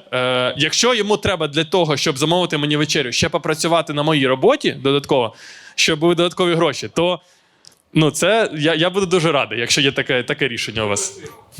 Окей. Можливо, окрім роботи, окрім стартапу, чим ви живете? Це ваш перший стартап? Другий. Що було з першим? Закрився. Що було за ідея? Корпоративний метаверс для корпоративних івентів, навчання, конференцій. Так це ж як був івент, в прожектор робив. Метахата. У вас було те ж саме? У нас була платформа, яка дозволяла... Окей, хто підключався хоч раз в житті в метахату? 3 людини. 4 людини. Окей. Да, тут, до речі, я також не шукав, але я в перший раз в житті взагалі підключився. Там прикольно, там можна пригати, танцювати, знайомитися з людьми. Прям класно. І що мене злетів? Що сталося? Ми зрозуміли, що ми пішли не в ту нішу, що ми пішли в корпоративних івент-менеджерів. Так. Але ми почали дуже сильно розвертатися в сторону дейтінга, NPC, шоу. Тобто ви пішли в корпоративний івент-менеджмент, а тут пішов ринок в дейтинг, NFC. Окей. Прожектор прикольне виключення справи. Я просто люблю для 2 людей з Мінцифри ось там, щоб вони також чули. А, вони так все знають. Добре. Ви знали про цей стартап? Ви знаєте про всі стартапи? Добре, там сидить Наташа. І що вони роблять? Наташа. Ні, Наташа. Ви бачите, не всіх знаєте. Окей, давайте тоді по назві стартапу. The Waze. А, поняв, до побачення. Да, дякую. Ви всі знаєте. Що? Так. Так.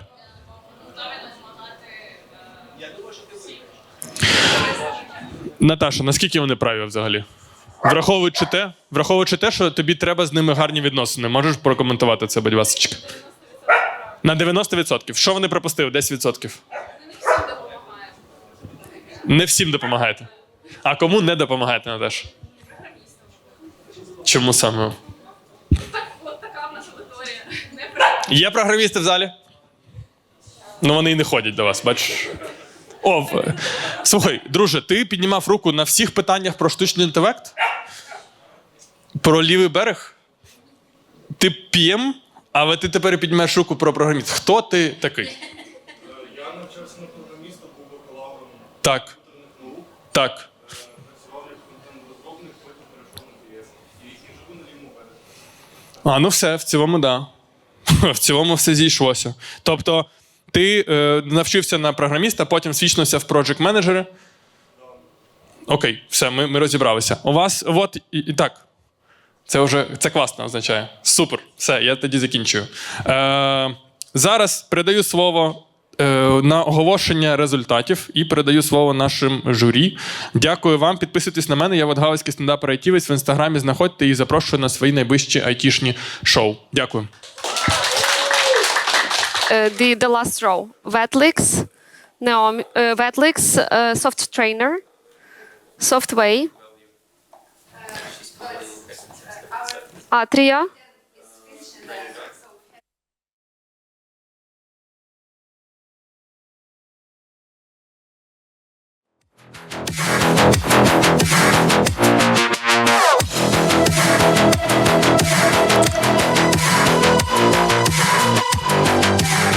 Hi all again. So we are back after our deliberation. I heard that at some point my mic was on, but I was just listing startups at that point, so that was good. Yeah, so we are coming, we've had an intense conversation. It was not easy, and we are now coming back with the results, and we are ready to announce the winners and the ones who will get the prizes. But before that, we have a couple of things still to announce and talk about. That's a bit maybe okay. So first thing that I would like to do before we go into the winners announcement is to say thank you. I want to say thank you to, first of all, our startups. We were doing and are doing these programs for the startups to accelerate solutions, to become better, to understand what works, what doesn't. And we want to say thank you for the participation, for spending late nights, working on your solution, for talking with mentors, asking all those questions. And we really hope that it was beneficial, and we've seen your results, and we hope to see more coming.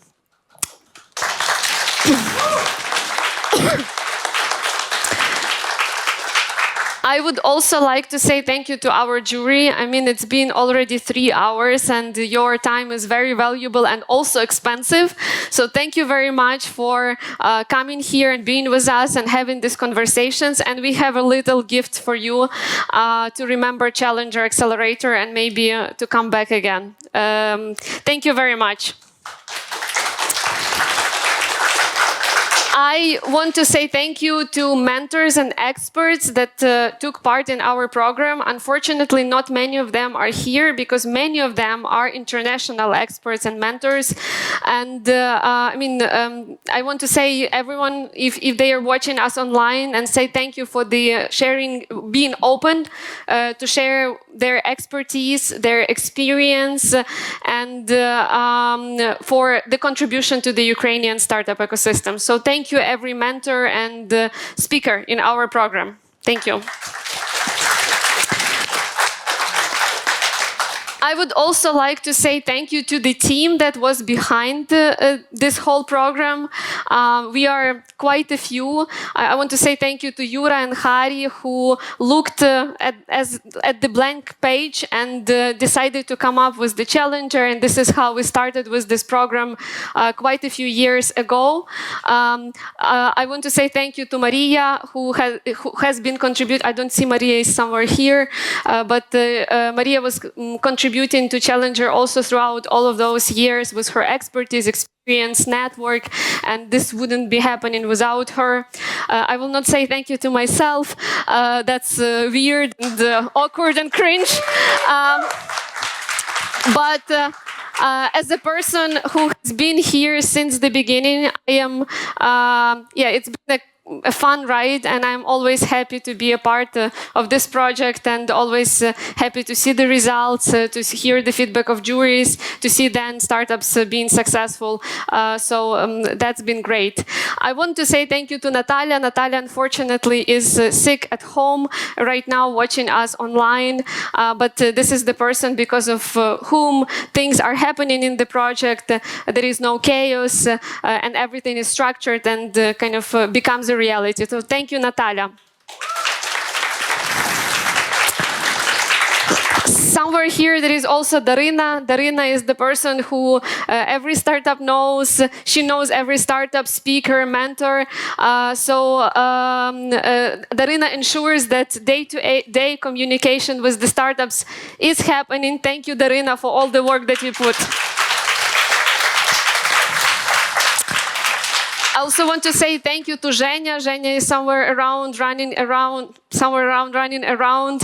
She is behind this event and many events that were happening in our program. She's also behind all our communications. So if you've heard about Challenger, it was because of Zhenya. If you've seen our communication materials, it's been Zhenya. So Zhenya, thank you very much for your help and work. And to Nastias has been a constant support for us in all of our events. They also make it happen for us today and in the previous editions, and all those small things that are happening here with the bags, with the merch and things like that. That's also because of them. So thank you very much for your support and help.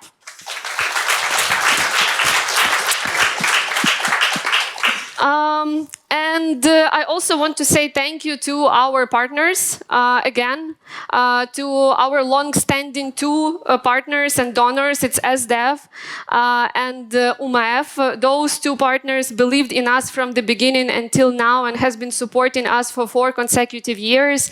And also UMAF has been providing grants for our startups for the past 2 years. So thank you very much, SDEV. Thank you very much, UMAF and Anton. I know Anton is watching us online. I also want to say thank you, Ukrainian Startup Fund, for supporting us with AWS credits. Tiny Data was also one of the prize, and many other partners that have been a part of our journey. I also want to point out our supporter MacPo space, where we are having this demo day or such demo days for 3 years in a row, and we are together with them or for them, for MacPo Foundation, raising funds. And we also acknowledge that we are here because of our defenders, and we are doing our program because there are defenders who help us fight the evil. And if you haven't done a donation yet today, please open your phone, scan a QR code and donate. This is a donation for MeEQ warmer starter kits for warming donated blood for our defenders. Thank you all of the partners that support us again, genuinely. And now I will get closer to the winners, but not yet. There will be winners, and this is really important, and this is why we came here to hear about them. But we also want to acknowledge that this is not the most important. I mean, it's arguable, right? Maybe 25K is most important, but it's also very important that the progress and the journey that happened, and we got to know amazing founders and amazing startups, and we want to acknowledge your individuality, right? And with that, we have special nominations for every team, and I invite here Darina to mention all those nominations. Yay! Yes, so hello everyone. Yeah, I heard my name, so I came up a bit earlier previously, but it's fine. I want to say that I feel really privileged to work every day with those startups in the cohort, and I think this is a great opportunity for me because I think that I know them the best. And today I want to say a few things because it's like when you're running the cohort, you see everything, like their pro skills, the chaotic moments, and the things that usually don't see other people. So there are no official awards with criteria, but there was just us, a group chat, and lots of screenshots, and that's kind of where it's based. So we want to pause for a bit and just celebrate everyone, every startup in this room. So first nomination, attendance all stars, and this is for the team that with the strongest workshop attendance. You showed up every single time, and the kind of commitment that kind of commitment does not go unnoticed. So the winners are Wetlix.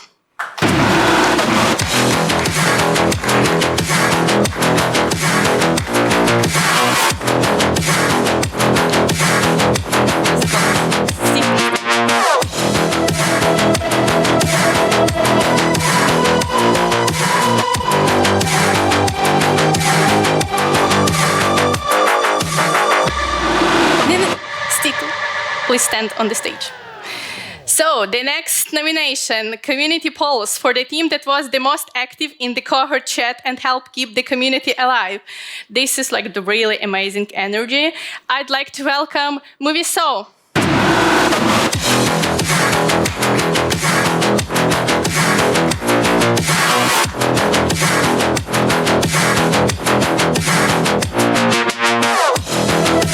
So, the next one, memes gurus.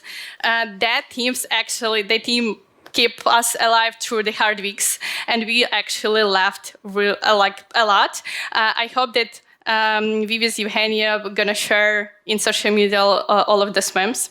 So I would like to welcome C-Clap.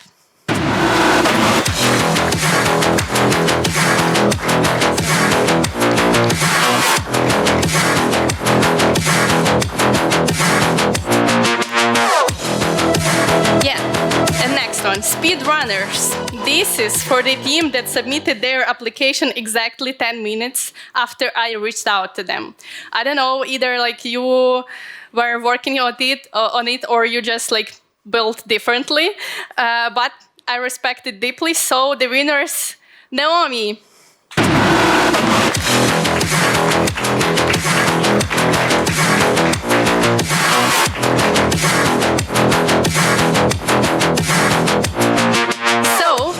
Next one, no fluff, all facts. This is for the team with the most straightforward, no-nonsense approach. Every message was clear, every ask very specific, and every update straight to the point. I'd like to welcome the winner in this nomination, Yulia from Intel Swift.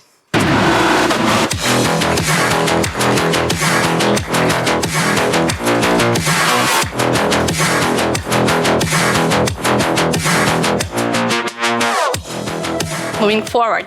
So the night owls. This is for the team that sent messages at hours that made, genuinely concerned us about their sleep schedule. So I would like you to rest after this demo day. Please welcome the winner in this nomination, Soft Trainer.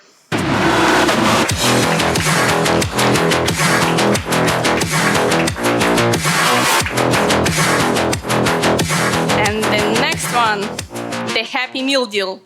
This is for the team that landed the kind of client that makes every other door open automatically. If McDonald's trusts you, the rest of the world is just a matter of time. Softway.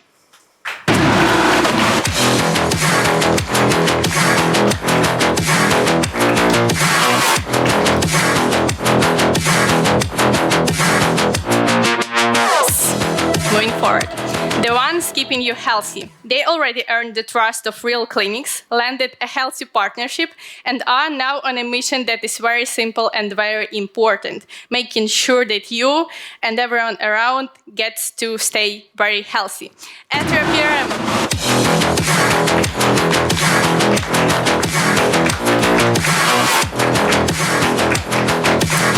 Ooh, I know you'd like this one.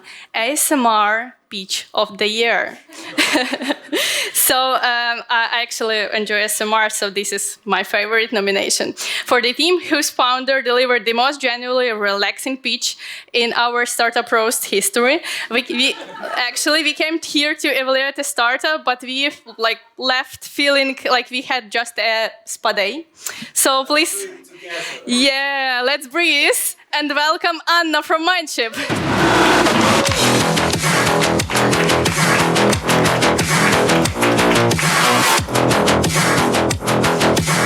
And the next one, you don't see the slide, but still. The executive tone for the team for whom there was no casual Friday. They're always no off day. They always prepared, always in a suit. Please welcome Pravos No.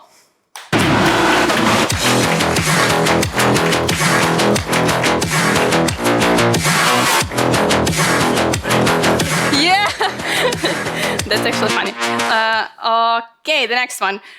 Family Q&A department for the founder whose product roadmap is essentially a transcript from the dinner table conversations. 4 kids, 4 opinions, no NDA, Robocode XR.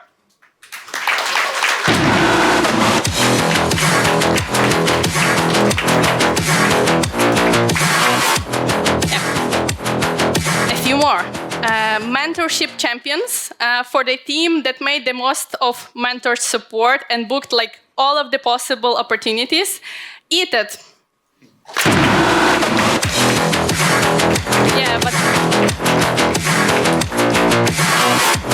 the guys are online, so I'm just gonna wave and we will send them gifts via post. So, and the last one, the one who needs more hours in a day. And if Hermione's time turner existed, they would already have one or even probably two.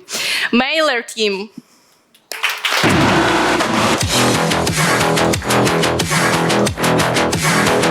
Yeah, they are also online. So before we get to the winning awards, Stas, let's take a quick photo of.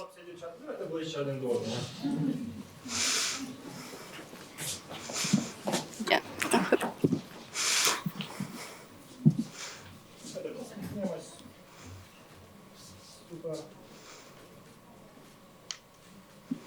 Давайте всівай пушечку. Можемо підняти ваші нагороди, ось так, показати. Ось так. О, є.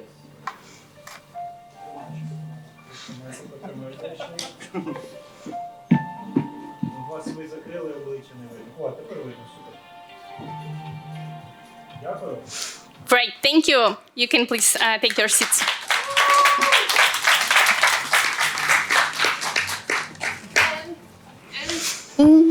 And we are through our nominations, and we actually came to the culmination and to naming the winners. And we would like to start with the first winner pool, a prize pool, and I would like to invite Peter Motskula to announce the Latitude 59 conference tickets and which 6 teams will actually go to Latitude 59. And we need to give it to Peter. He doesn't remember everyone. Yes, I mean, he's a strong guy. Microphone for the sake of the people who are online. Not everyone gets everything. Yes.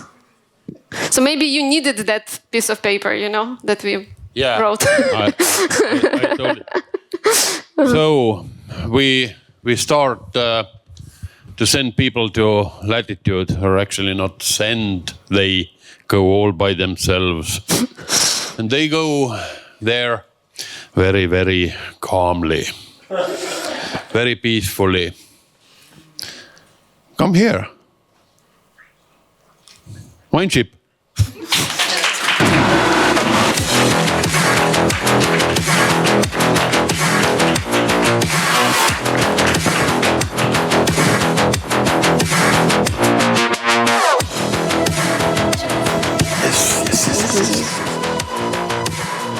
Welcome to Estonia. Thank you. Stay on the stage. Okay. You know, I'm small-time angel investor and a bit larger-time lawyer, but I have a brother, and he's a real kick-ass veterinary cardiologist. He's also based in Estonia, and let's send Vetlix to Latitude.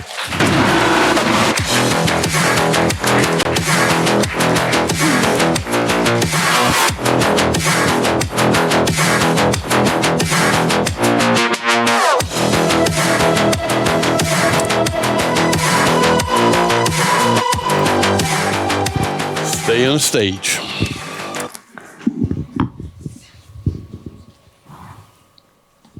Some people say... Easy. Some people say that life shouldn't be hard. Some people say that training should be hard. Some people think that it should be soft. Come here.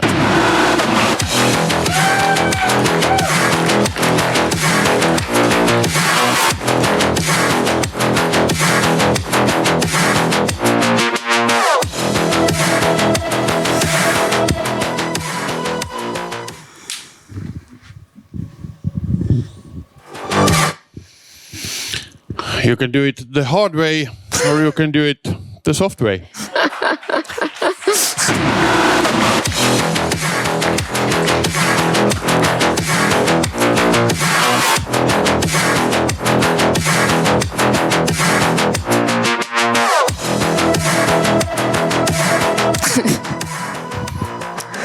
Okay. 1, 2, 3, 4, 5. Still some more to go. I asked if some founders know how hard it is to get through European compliance, especially when it concerns the special classes of personal data and special kind of AI processing. So they said they know something. I say go for the source and talk to people on site. At PRM, go to Latitude.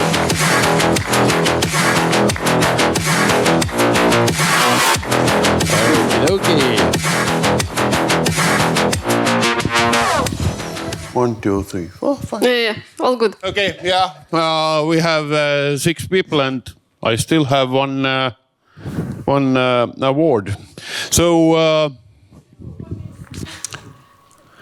it's let's say it's not all done. It's not eaten. It's eated.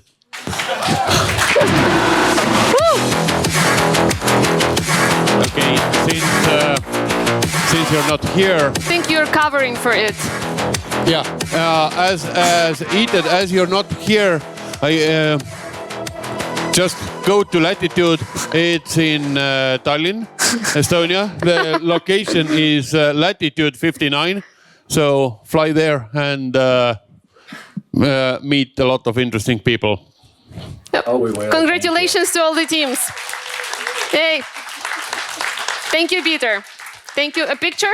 Photo? All good? Yeah? And let's move on.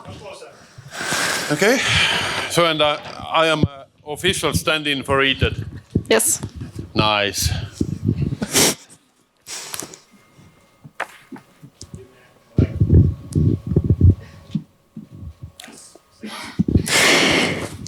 Thank you very much. We are moving to our next prize pool or prize. And I would like to invite Dmytro and Maxim from Tiny Data to announce who did you pick for the fundraising support. It's coming, it's coming.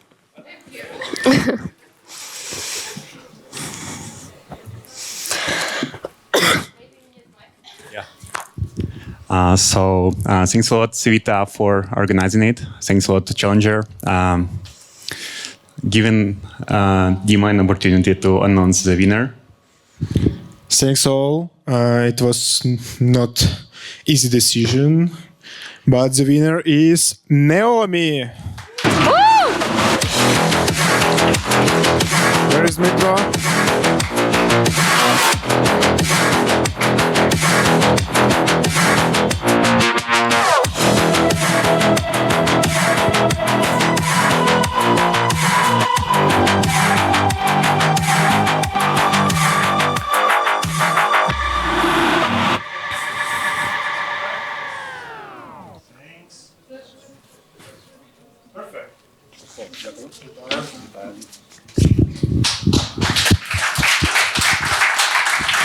Thank you.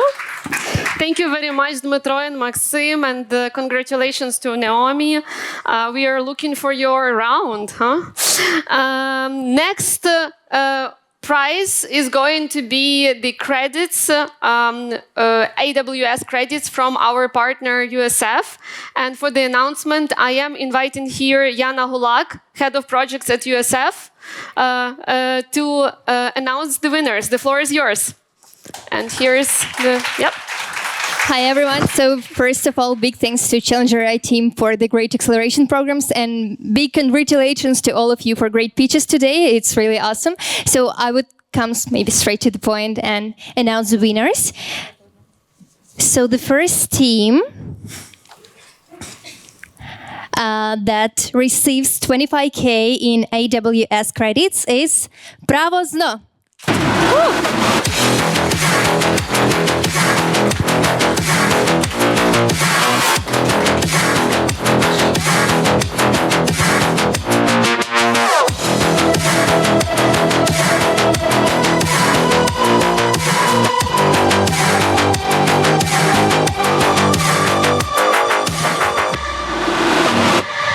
And the next one is Atria PRM.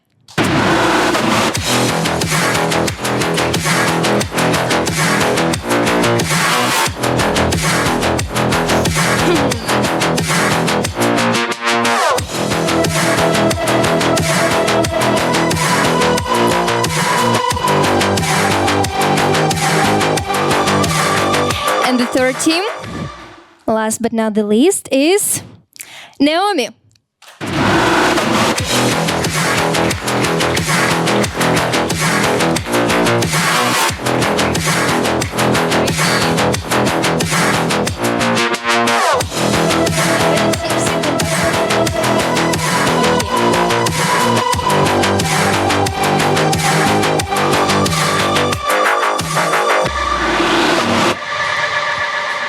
Давай тоді в центр. Окей.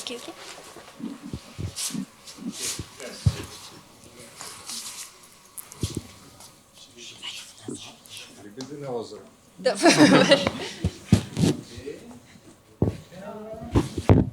Super like. No free hands.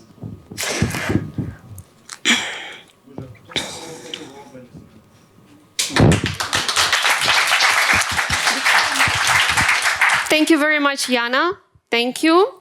Our next prize that we want to announce is coming from IT Arena and will be announced by Diana. Is Diana with us? Okay, great. Diana, please announce what is the prize and who did you select? Yeah, thank you very much. Just want to thank everyone for participating and for all the great job that was already done. Yes, we already want to announce shortly 2 teams that we would like to see pitching during the IT Arena, the Leading Tech conference that will be held in Lviv on September. And just to not prolong the stress, the first team is mentorship.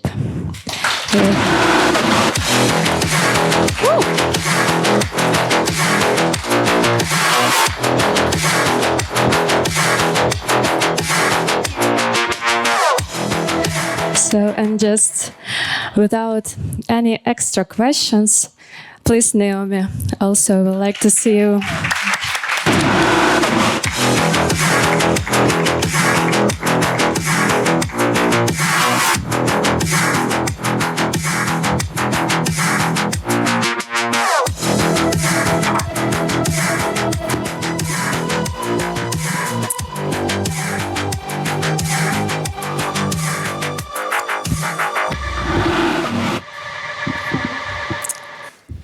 Thank you very much, Diana. And our final prize, the biggest prize that we are going to announce coming from our partner UMAF, the $25,000 grant. And for the announcement of this, I am inviting Sasha Yatsenko. Sasha, please, the stage is yours. Thank you. Thank you, Elena. I will take it just like a minute probably, but take it, yes. To make not a stress but a proper one on guys, founders, you did it, and this like a huge amount of applause to you. You are the best ones. It's all about you guys, and it's not about the only one winner who takes the cash. Actually, you are absolutely the winners of entrepreneurship and of the life, and we actually absolutely cheer you on you, I mean, from the investor side and all the stakeholders here. So not to take it too long, as hopefully Vlad nailed it with the stand-up and Peter did it with Estonian style. I will like just... what are the guesses? Who do you like think gonna win this prize? Not really, but it's still that team is going to Estonia. I can tell you. Hopefully they will make it like in a calm and soft way as well. But again, it's the case when everybody knows that founder for years building several startups already. Hopefully you already guessed quite a lot who is that. So it's the person who grabbed quite a lot of prizes today. But the main one goes to Naomi.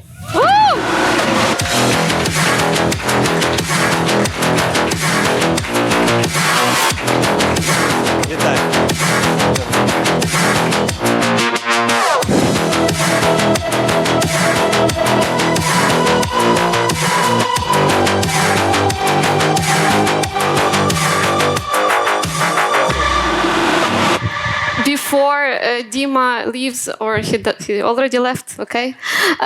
So I want to share the story that actually Dima joined our first acceleration program, Challenger Accelerator. So now I'm off, right? So Dima joined our first Challenger Accelerator with the solution that was very different from what you do now.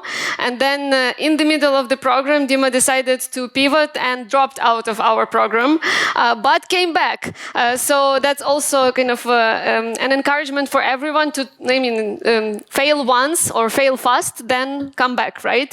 So congratulations, Dima, and we hope to get a great use out of it.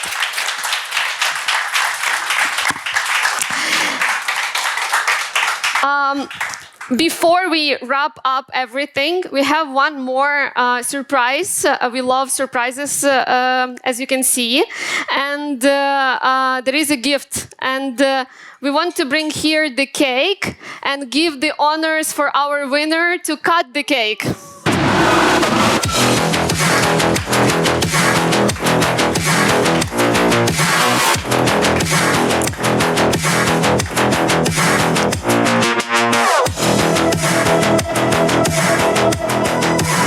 Женя, а ніж? А, є? Тільки з цього боку, щоб красиво.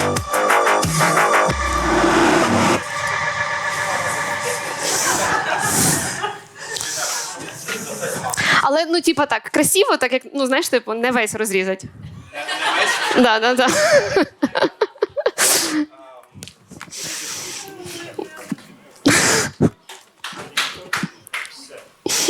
What a pressure, what a pressure. Yay! Woo!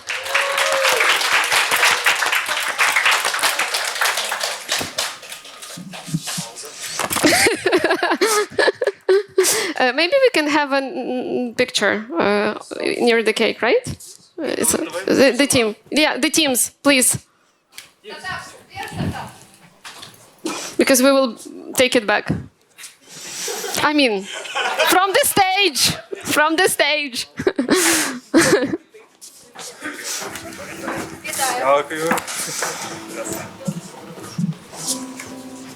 Дарина. Давайте підійдемо ближче. Так, ручки так от не робимо. Все, посміхнемось. Частина переміщається на цю сторону. Давайте ще. Please, let's do it fast, because people are waiting and yeah.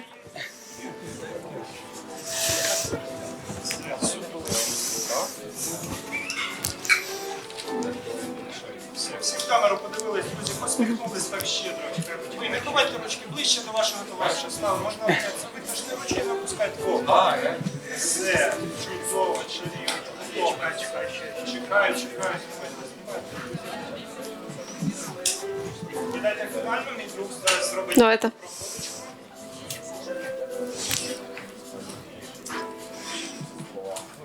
Great.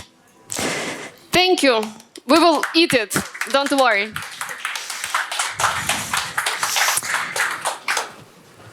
And we're almost done. I just want to have a last couple of words. So first one is that we really hope to have Challenger 5.0. We are now currently fundraising for the Challenger 5.0 for EdTech, HealthTech, AI. In case you want anyone who would like to contribute to our program, please let me know. Let's talk. On the other hand, we have good news. We are launched Challenger Sustainability, and we are going to have the program in autumn. And we are receiving the application forms till June 21. So if you know someone who is doing startup in a field of sustainability, and those are kind of the ones highlighted, please let us know. Invite them to participate in Challenger Sustainability.